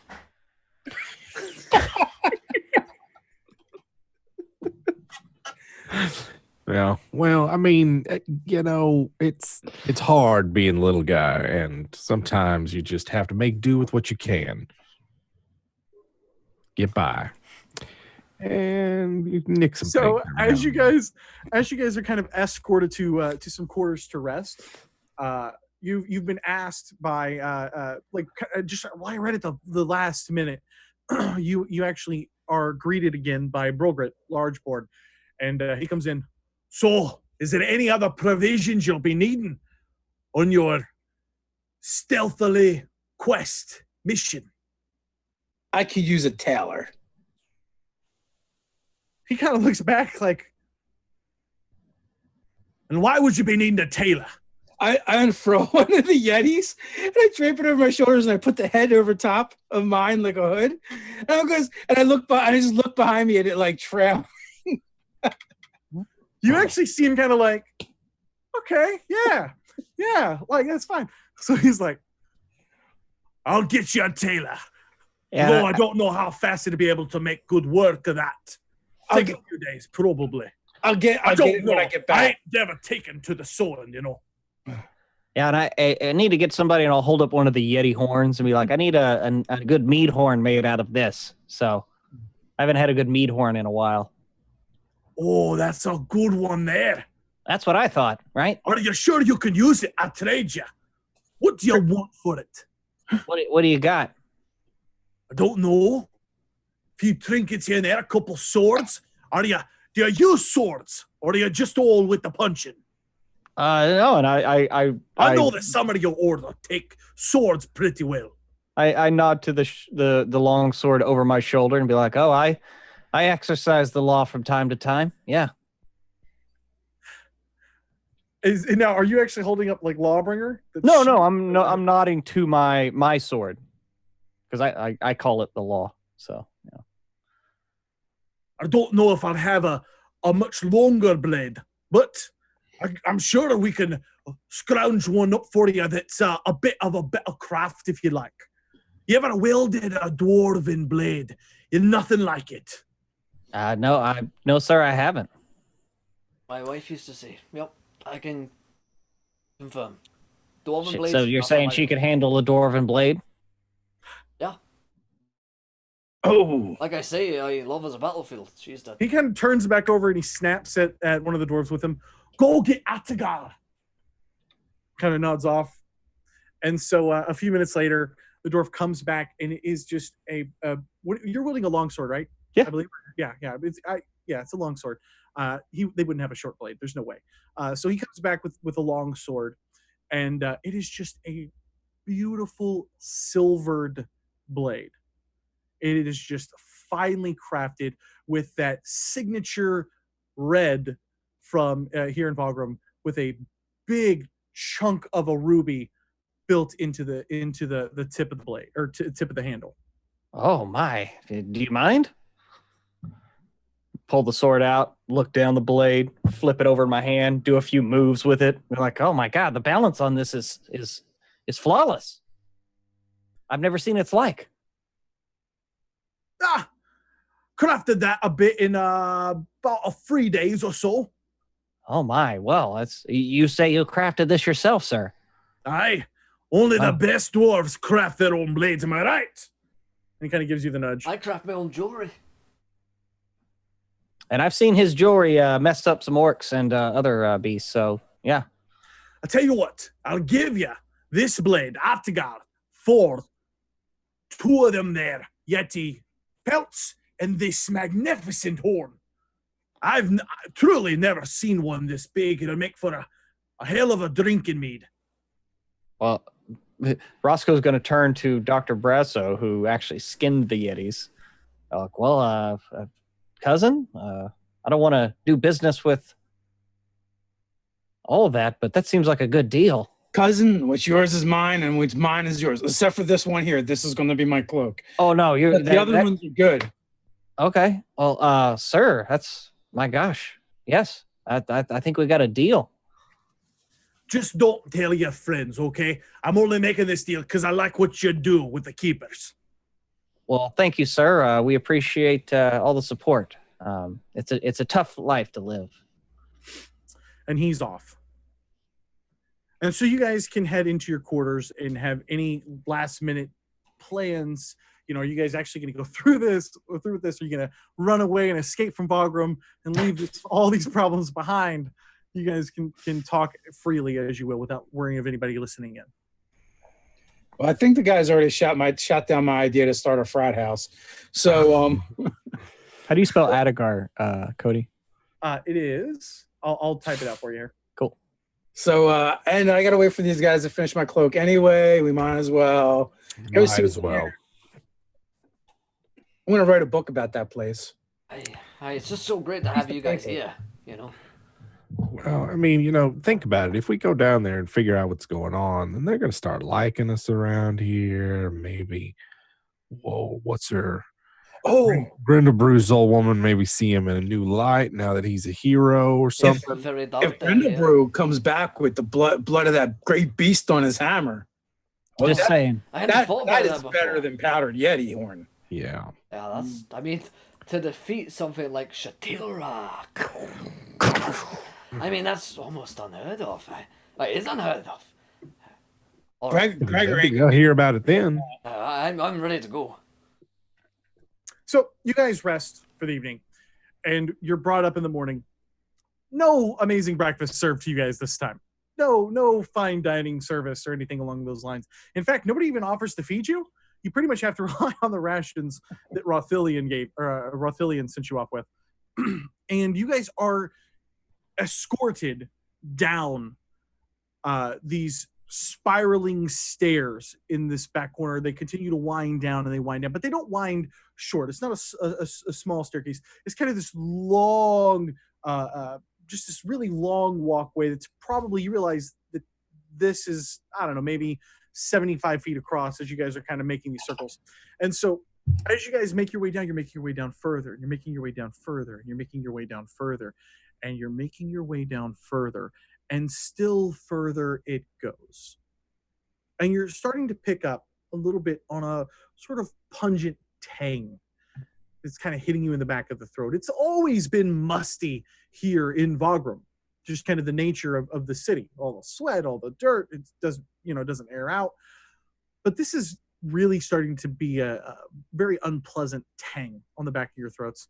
And you guys are starting to pass, as you get towards the bottom, you're starting to pass a set of armed guards. And they're all along the staircase, kind of moved to the side to let you guys through. And specifically, this is not a huge hall, but it is big enough that you think, yeah, maybe something large that was large size could still squeeze through here. Are those your portents there? And so as you guys make your way down, and finally you end at this long hallway. And it's lit up from torches on the wall, but it is immaculate and beautiful and ornate, heading down to, at the back of the hall, these huge stone doors, again ornate, reminding you very reminiscently of the doors outside of Bagram, almost practically identical, tall and pointed at the top, that kind of open up. And the doors themselves are literally sitting, you realize, cracked. And that one of the door is pushed at an angle like it's been opened. And all along the back side of the hall and up and down the doors is this growing tentacle-like black tar that is spreading out from around and creeping out from the outside. And the way that it is coming down the hall almost looks like it's about to reach out and just grab you and pull you into the darkness. And beyond the door is just utter blackness. It's just utter dark. You can't see through it. The crack isn't open enough. The torches that would be there kind of towards the end of the hall have been snuffed out and covered over with tar themselves. So even as you get down to the end of the hall, it's just black. Oh, that is intimidating. That's very dark. That stuff looks really nasty like. Yeah, Huell's gonna take a sling stone out and toss it into the tarry substance. It's not a soft, it doesn't bounce or sink in. The tar isn't thick and oozing that way. It seems to be more of a it's very thin, and so because of that, even though it does appear to have a little bit of kind of stick to it, not a lot, but a little bit of kind of tackiness to it, the rock still kind of skips along for a little bit before just dropping dead, just because it's so thin that it kind of bounces a little bit. Okay. I'm going to approach it and pull a crossbow bolt out and just get to the edge of it and kind of touch it with the crossbow bolt. Yeah, I mean, you can kind of scrape it, but it doesn't scrape thickly. It scrapes kind of it leaves about the same amount of residue that, say, it's like a scratch off lotto ticket would kind of leave, like just a very little bit of slivers there as you kind of scrape it along the edge. And it's only on the ground, right? No, it's all along. It's creeping all the way. It's like out from the doors, and there's specks of the door that haven't been covered, and it's kind of reached out around the wall. It almost looks like vines growing and just reaching out to grab you. Kudzu. Have y'all tried fire? Does it react to fire at all? Fire doesn't really do much. There's not there much to burn. Certainly doesn't spread. Well, this is perplexing. And he'll look over at Huell. Hey, Huell, since you identified the sword last night, what'd you learn? Flashback. Are you taking the sword out, or is it still wrapped up? Cousin, you should see what the sword does when you put it near that stuff. Oh, God. All right, here we go. He'll pull out one of the three swords that he's carrying and unwrap it from its blanket. At this point, it's almost giving off a light of this purple sheathing the blade is so strong that it's almost luminescent, right? Well, kind of like a soft glow that it gives off. Yeah.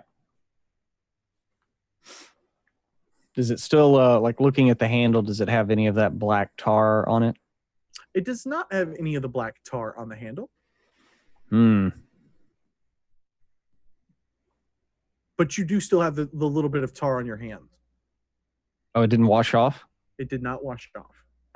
Well, that's disconcerting. Yeah. Huell?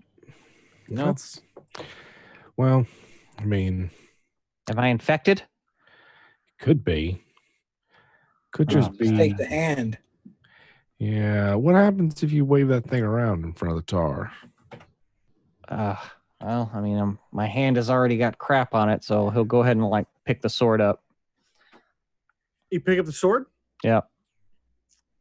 If you turn it to see your palm, you see the tar in your hand kind of dissipating. Oh, you should go first, Roscoe. As I'm holding the sword, like the tar As goes. you physically put your hand on the sword, the tar in your hand, as the blade touches that bit in your hand, in your palm, it kind of sizzles and cracks away. And so then I'll take my hand away and look at it again. Is it gone? It's gone. And I'll pick it up and I'll move over to some of the tar at the edge and just kind of put the blade near it. Yeah. It doesn't really do much, and you get closer and closer and closer. And as you go to almost touch the tar, you can see the kind of misty, purpley smoke that it's giving off kind of sorts of eats away at it and pushes it back a little bit. Well, that's positive news. Did you see that? Did you see that? Well, boys, I think we should go ahead and go on in.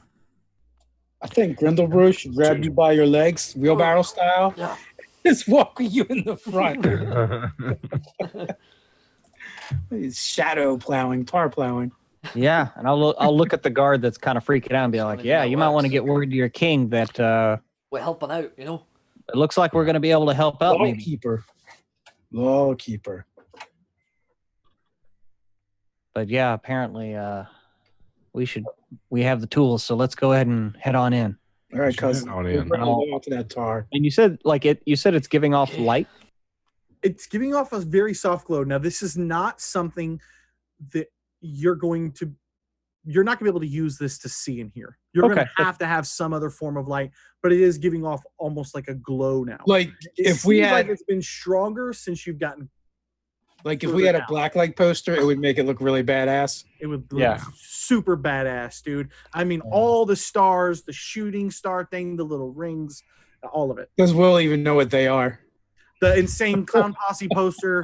I mean, I'm talking about all of that shit. Spencer gifts, man. Spencer This gifts. is the GameCube stuff we were talking about before. Get the fuck out of here. Gotcha. I understand. Yeah. So in that case, Huell, do you have a light? I got a lantern. Okay. Bust out his lantern. I can That's cast so light. posh of you. Okay. No, So, yeah, I have a let's- lantern. let's throw up some light and head on in. I mean, I don't like torches much. I got this fancy lantern I bought at Yeah, a you guys- yard sale. Yep. So I feel like Got we're a going hood to and cluster everything. really close together in order to allow Roscoe to use his sword to kind of get rid of that stuff in front of us. Okay. So who's going to lead exactly? Roscoe's in the lead. Followed by? I'd probably go after and then as suggested by Light. Braso. And then followed by Huell and Dr. Braso. Yeah, Yeah. he'll go last, third. Good move. Good move. And as you guys move up to the doors, you don't even need to kind of pull it further. You guys can just make your way and kind of snake your way into the darkness. All right. Huell mage armors himself. Wards himself against blades. Now, you guys Roscoe. already have your lights going, yes? Yeah. Mhm. And Brazo will unlimber his whip and take out the sword. And Roscoe is going to go ahead and switch Lawbringer over to his left hand and hold it kind of in a reverse grip so he can point the point down at the ground. And he's going to unsheath and ready his new blade. Adagar. As you guys move in, you begin to descend a long set of stairs. And above you, you can see, your light's enough that you can see that there's stalactites hanging down. And you guys are kind of moving down. And it has turned into more cave than it has actual dwarven architecture here in this first little bit.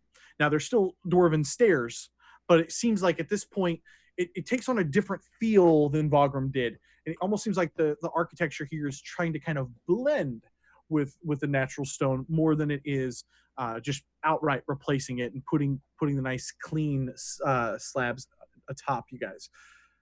You make your way down, not very far, maybe 50, 60 feet, so a few steps. And alongside of you, there's ornate dwarven battles being displayed, and there's dwarves holding up big gems, and there's all the sort of kind of storytelling that you expect down here. And you can see along the ornate side these big, tall, square buildings, kind of as part of the architecture and part of the design. And you're going down, and finally you find yourself at the end of this descent, and you find yourself on this large sort of cliff face looking out and into the blackness. And you can feel the air much cooler. It's tangy and stinging at the back of your throat.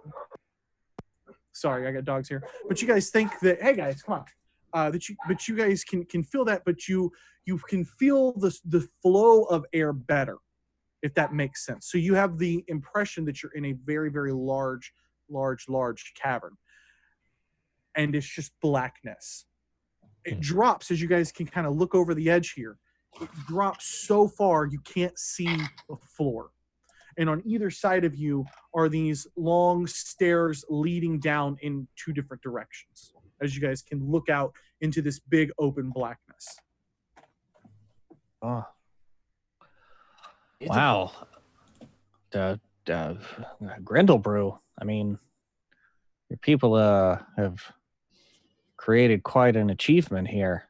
Yeah, I'll say. It's amazing that we're the first people to be seeing this in hundreds of years. 1,200 years, I believe they said. My God. According to your king. He's never wrong. And, Braso would be definitely calling out different pieces of architect and what they were originally used for, and kind of marveling at all this history. Can you guys give me some perception checks as you guys kind of sit here on this big platform? All right. Can I make mine at disadvantage because I'm distracted? Yes. Actually, no, because it would be kind of you just like in awe looking around. Not really investigating, but just kind of in awe looking around. Is it perception or investigate? Not investigate, just perception. Okay. Because you're just taking things in. You guys are just killing this. Yeah, so Roscoe, you are the only one that casually notices as you turn around in the light to kind of look back up the wall. Everybody else is kind of looking out into the openness and looking down into the stairs leading down and kind of peering over the edge to see how far down it is to the floor of Parmath. And you kind of casually turn around and you see 2 enormous slashes across the last little bit of the entryway there. And they go deep into the mountainside. Deep. I mean, they literally go like 3 feet deep in. The slash is that thick and hard. Kind of been just cut in across. And as you kind of are looking at the light, like you almost kind of don't even notice it because it just it's not very thick, right? It's like a slash. And you're kind of like, what the hell is that? And you kind of look and you realize that it's like 17 feet across easily. And it looks like something slashed at the door. Oh, my. At that last walkway. Yeah. So, he's just kind of marveling at that for a while and like, guys, I think we got a small problem here. What's that? Man, I thought they were exaggerating when they said sickles for hands. Snakes don't have hands. Well, apparently this does. If that's it, where does this thing live in here? I'll be down in somewhat, but he said the halls were huge. This might just be the entrance room. Could just be. If we follow the tar, that's might where we find it. Yeah, I'm sure it'll be easy enough to stay out of its way. Well, we should proceed with caution no matter what. The tar is present like everywhere around here, like on every surface still? It's on every surface. Okay. And does that you can see, but I mean it doesn't go all the way up like if you guys turn, I'm trying to envision this here. So you kind of have this platform that is high on the cliffside with a stairwell leading up. And that's kind of the platform, and there's 2 stairs leading down. So this is kind of like a rounded mountainside-ish. And so the tar is up probably 5 or 6 feet, but from the torchlight, it kind of looks natural stone above that. So the tar hasn't probably spread through every single nook and cranny, kind of like the doorway where it spread up in a certain direction rather than just coated the whole place. Gotcha. So, Roscoe, time to take one of these stairs, yeah? Yeah, I mean, y'all want to go left or right, or I guess it probably doesn't even matter. I bet they both lead to the same place. Well, let's go left then. Left it is. And proceed with caution. Okay. A little bit of stealth, maybe. Yeah, go ahead and give me some stealth rolls, guys. I know that you have light in a very dark place. So if there's anything that sees you, it's going to notice you pretty much immediately. It's so dark that even with the torchlight, you guys literally can't see, like you can't see past it. It just looks like the light goes out into the darkness. That's a Yeah, 4.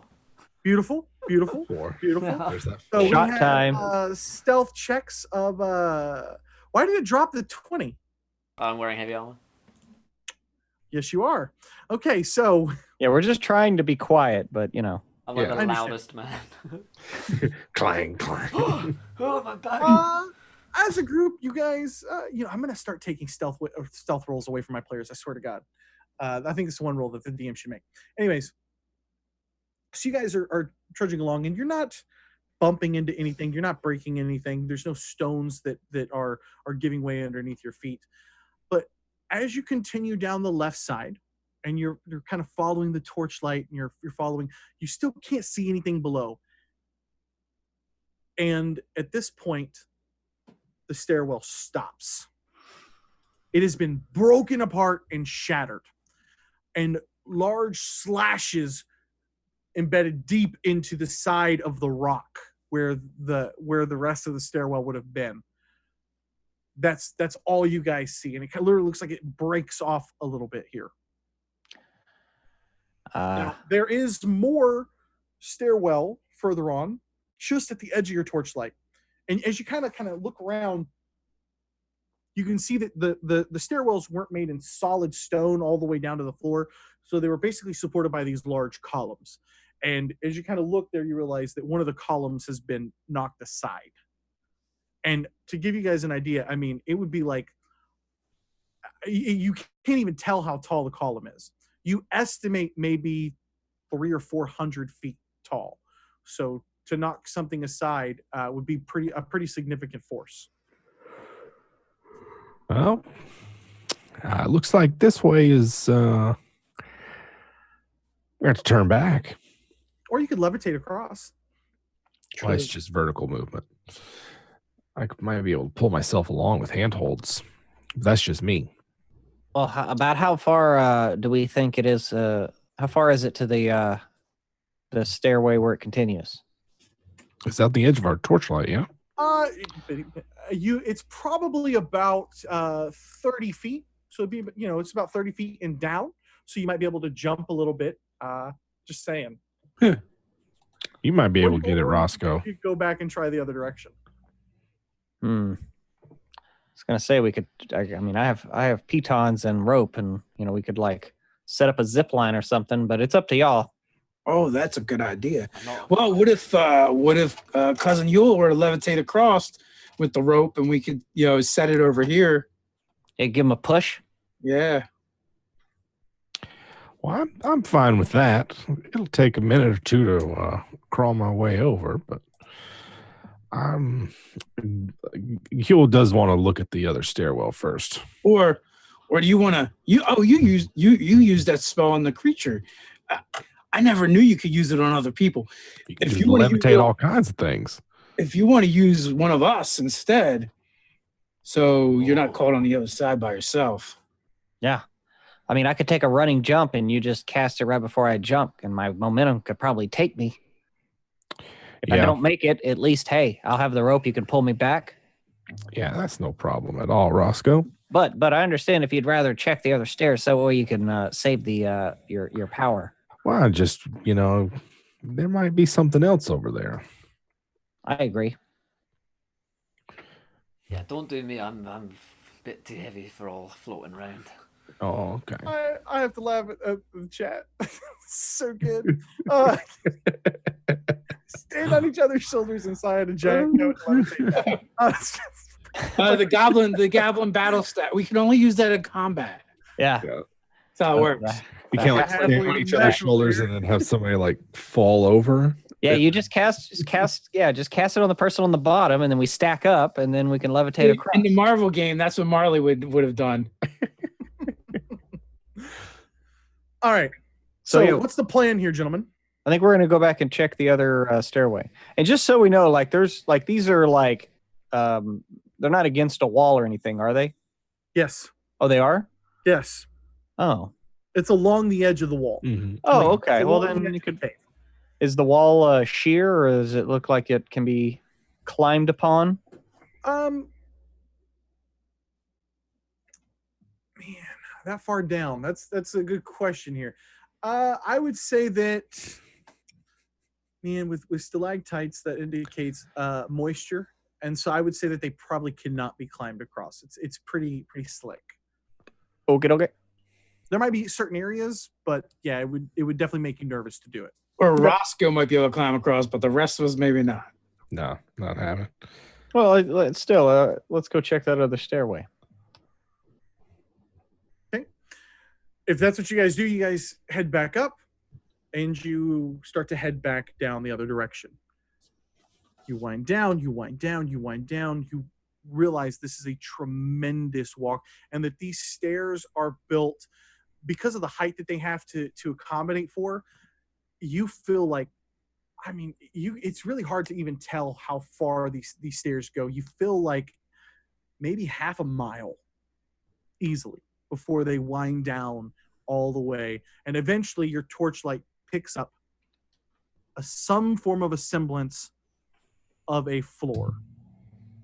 Now, again, you see that the dwarven architecture here has been built to accommodate and blend with the natural stone. So as you're coming down, you have kind of these dwarven stairs that are built and pristine. And then alongside that, you have, the natural cave walls.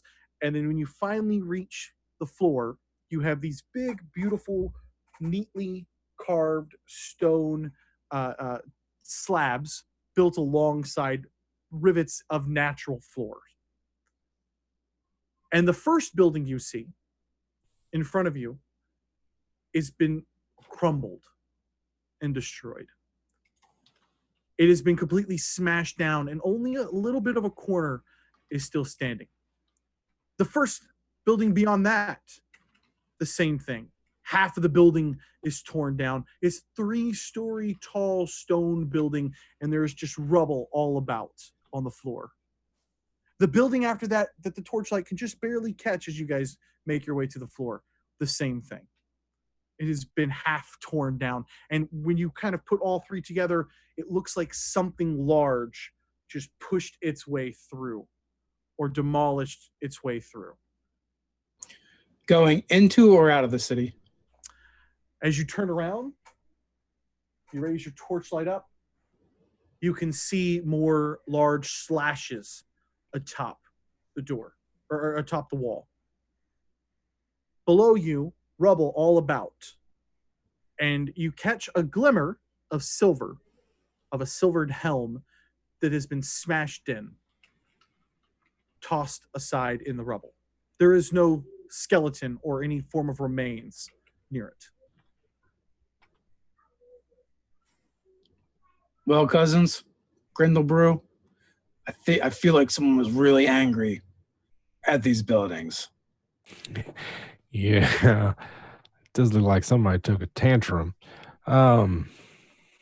Is there can we get a sense of like how big this space is now that we're down at the bottom of it? Like laterally, like seems like it's got a huge sort of cavernous ceiling, but like how far away can we wander, I guess? The little bit, okay, so at this point you feel like with how far you had to walk and how far you had to go down, your best estimate without having any additional light in here, because torchlight really only goes so far, is that the cavern's maybe 500 feet or more, maybe even bigger than that. And then as you kind of walk this way, you realize you walked so far, you walked half a mile from the top down to the floor. And in front of you, from what you can see is buildings. How far back does it go? You're not really sure. This city could be 5 miles. The mountain certainly would accommodate that if you're, below the surface level. It could accommodate practically any size. So it could be, not much more than this. You guys could be almost at the kind of edge here of the city. Or you could lead into tunnels into other areas. You're just not really sure. But you do feel like you walked kind of around in a little bit of a radius, about half a mile from the top, winding down the stairs all the way to the floor. And I mean, didn't the king say that basically this was like a connection to the Underdark? He said that it used to be, at least. Okay. Used to be a great place, but Well, I'm not much for caves. Grindlebrew, you've lived in this mountain all your life. I do love caves. Yeah. You think you might be able to guide us around here? I mean, I can try it. It's not like I've ever been down here, but, I've got a good sense for these things, I guess you could say. Hmm. Yeah. Otherwise, Huell might get curious and check out one of these smashed buildings and see if there's anything lying around with it or beyond it. So, are you guys going to investigate the rubble? How are you going to proceed here? And I specifically, it's very important here, and I think your characters would understand that it's important, of just how dark it is and how much your light might stick out. So, I'd like to know exactly who has lights still up. Grindlebrew's used to the dark, so it's like, you know what, I'll go ahead and I'll check out the rubble, but I'll stay out of the light, so anything that might be down here doesn't see me, but I can see okay in the dark. And yeah, if Lawbringer is not doing anything else other than glowing, I might go ahead and sheath that since it is giving off sunlight. Okay. Yeah, Huell has a bullseye lantern, so it's like a cone of light as opposed to like a radius. Okay. And you have a way of closing it pretty quickly, you think? Yeah, I would assume, yeah. Okay. And then what about Dr. Hill? I am going to stay with Huell because I want to be with the light. But yeah, I'm right next to my cousins, so that we're. So, as you guys proceed into the city, we have our dwarf Grindlebrew kind of up ahead, trying to peek around. You guys find yourselves soon, almost like on city streets. Like the structures are built like you would a city on the surface, right? The roads are paved. The buildings are very structured and neat and orderly here. You can see soon in the middle of the street that they actually had a fountain here in the middle of the street. You're not sure what they used for light sources, as you're not finding any torches or anything like that about. And are you guys investigating individual buildings? Are you guys just trying to creep along? Why don't you kind of give me an idea of what your intent is here as you move along on the floor of Permath? Well, I think we should do a quick huddle and kind of like let's surmise what would be the most important structure in the city, and I think that's where we should go. Whatever the seat of power was, in the city. And just like, I guess, just trying to surmise from our knowledge of like a city layout and Grindlebrew's knowledge of how they lay out cities underground. Like a courthouse or a kind of municipal building or yeah, something. administrative. So someplace that they might have, stored information. Or the King's Hall or that kind of thing. Yeah, big place. Yeah. Or where all the treasure was. Those kind of places Monsters are usually always go to the treasure. Yeah, those kind of things are usually central, so I'd say we head to the main area. All right. Maybe see if if they did try to fight whatever was down here, maybe there's a place where they hold up or tried to hold it. I don't know. It laid siege somewhere. Last stand. Yeah, I don't know. It's maybe there'd be some record there. Is there any sign of a large creature moving through? Like, let's follow. If you're looking for pathways that might have been formed in the buildings by something large, then yes. Several of the buildings, as you got those first few that you saw, several of them are knocked down and barely standing. Some of them aren't standing at all. So I envision we're having like this heated discussion of where to go and possible locations, and I look over and go, or we could just follow that and point to the swath of destruction. Yeah, that might lead us to where we need to go. And just because I'm your eyes and ears, you guys would also notice the bit of tar that has crept through here. A lot of the buildings, including the rubble, have now been covered in tar. But it does seem to be pulling in a semi-specific direction rather than, again, coating everything that you guys see inside the entire city of Vograhm. I mean, what's the correlation between tar and the path of the monster? Not related. Okay. So then Alleged monster, please. Can we Just pull up the Tarrasque real quick. Hold on. just discern where the tar is originating from, like where the thickest parts of it are, or Yeah, if you guys are looking to follow the path of the tar, I feel like you would be able to do that. Now it's wide, it's really really wide. So sometimes you're kind of like following. Okay, no, it stops. Okay, it goes more that way. But yes, in essence, if you guys want to follow along this tar, it is sort of leading you further and deeper and further back into more of the city of Permath, however big that is. anything that looks like a municipal building or something. And You're as finding, we're doing this, all types of these different types of buildings. Some of them you can tell from the wreckage, and again, the ones that have been knocked down that you can kind of see into without really like going up to a door and opening it up. You guys are seeing tables, and you're seeing beds, and you're not seeing any bodies. You're seeing no skeletons or any type of remains, but you're seeing family houses. You're seeing a bunch of family houses. As you guys move further into the city, you're seeing, okay, that was clearly a forge. Look, you can still see the remains of the forge and where they were crafting. There's mining gear that has been kind of spread throughout this thing, and you're finding little hints of former life here in the main city streets. But again, no bodies. As you move along, the torchlight just barely picks up a small carved stone-like doll that a child might have down here. And you go a little bit further, and there's some clothing. And there's a shield that has been dropped or broken. There is a cart that has had one of the wheels smashed through as it's been pressed up against the side of the building that then in turn collapsed on it. So you're finding little remnants of this life, but you're not seeing any particular special buildings, nothing municipal like that. Mostly just ordinary houses, perhaps, ordinary housing. And there's no remains. Occasionally, you will come across more of these deep slashes that have broken up the perfectly cut stone slabs here to make the roadway.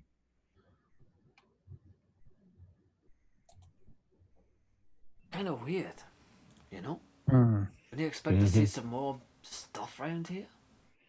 Suppose so. I mean, it has been a while, right? Yeah. I mean, So we have two clear paths, like a path of destruction and a path of tar. Yeah, and I mean, dude, the path of destruction, if you followed it, I would tell you that you would probably discern that it may not be just a path, right? If something lived here for a long time that was capable of that, it might have moved about. And so, that might be a little harder to really follow back to any particular origin point, but rather just, hey, look, there's somebody that has left a bunch of footprints kind of a situation, rather than, hey, look, we can follow this exactly perfectly back to some form of large beast. I Wow. see. If we're looking for the creature, we gotta follow the path of madness, yeah, Yeah. I agree. Path of destruction. Well, I mean, at the very least, I'd like to get a look at it first. Seems big, but what does it eat? Or it's got Well, we haven't seen any bodies. no bodies. That's a weird thing. And as you guys are continuing to make your way, and you're looking and you're looking and you're looking, you find yourself on a sort of like the road kind of ends into a bit of a platform down into another set of stairs. And over the top of you, you see way off in the distance just a faint glow of purple, much akin to what the sword was giving off. But also off and lower to the left, you can feel the ground begin to rumble ever so slightly. And this sort of dry scraping sound. And that is where we're going to end this evening. Hmm. Oh, Sorry, no. fellas, I had dwarf the night before. A dwarfs movie. Oh boy, Yeah. that's exciting. This is giving me like a lot of Dragon Age Deep Road vibes, and I'm loving it. Yeah. Yeah, I'm really liking it. I'm really excited. I'm really excited to see what next week has in store for you guys. I'm really excited about next week. Man, you know you just want to keep playing. God damn it! We got enough free hours. God damn it. Well, my friends, that's what we're going to end tonight's episode of Save or Dice. If you enjoyed the show, let us know. Drop us a comment. What do you do on YouTube? You like things? You like things? You just Yeah, you like? Maybe you tell a friend. Maybe tell your friends about it. Yeah. Sure. Cool show that I like. You should click the little bell thing as well. You can catch us live as well every 7 p.m. Eastern. Time zones are so hard. Wednesdays. It's daylight savings has screwed everything up for me. But yeah, you can tune in live there. Do we want to take away from the sponsors as well at the end of today's show for thank those guys? PRUITT, you had that last time. Do you want to take that again? Yeah, sure. Hey guys, it's all about the sponsors for us. They help fund the show here and bring this entertainment to you every Wednesday. And so check out Fantasy Grounds. It's number one for tabletop there on the internet, and also Dungeon Painter Studios over at pyromancer.com. Some great maps. Cody had a nice Yeti ambush map for us tonight, and we carved it right up. So hey, layering on Dungeon Painter Studio, guys. Just layer in the dirt. That's all you gotta do. Just layer. Yeah. Layer It's like ogres. It's got layers. Just watch you don't trap your tokens. Yeah. Between the layers. Watch what layer you put your tokens on. Yeah. Hey, I just want to say, Nerdarchy just put out our latest product from Hit Dice to Heroics. If you guys want to check that out, we expand on some uses of Hit Dice, and also our friends Frog God Games for Nerdarchy. And I believe you guys to talk to some of them over there too, WebDM, right? Mm-hmm. Yep. Yeah, they're wrapping up their Kickstarter for Wrapping a Thuck. So if you like Mega Dungeons, you should check that out. Nice. It's like really funded. Beautiful. We got anything else here before we head out? I will say, because some of you guys didn't catch the chat last week, because we had Dave we hit without power because the crazy storm came through the Northeast. But if you saw the Mistwalker in season 2, it's currently in a beta playtest. So follow me on Twitter. You can figure out how to basically get involved in that playtest. And that class is coming very, very, very, very soon. We're actually already getting the preliminary art back. So really excited to see the Mistwalker kind of come to fruition finally. Yeah, absolutely. Help Very Taken cool. 20 iron out the kinks. Yeah, for sure. We've already made it. We're already in V1.1. So we've already had a couple of little tweaks here and there. We think it's really, honestly, I think it's really fucking balanced. I think it's a really good class. But It's the best class in the whole entire game. I'm very It'll never partial, be a better class. but Never play anything else. It's again. balanced. It's really balanced and good and interesting. All right.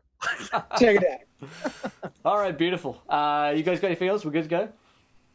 Nothing else for me. It's Good. almost bedtime. Yeah, it is. Absolutely. Oh, there you go. Thank you guys for There watching we Save go. or Dice.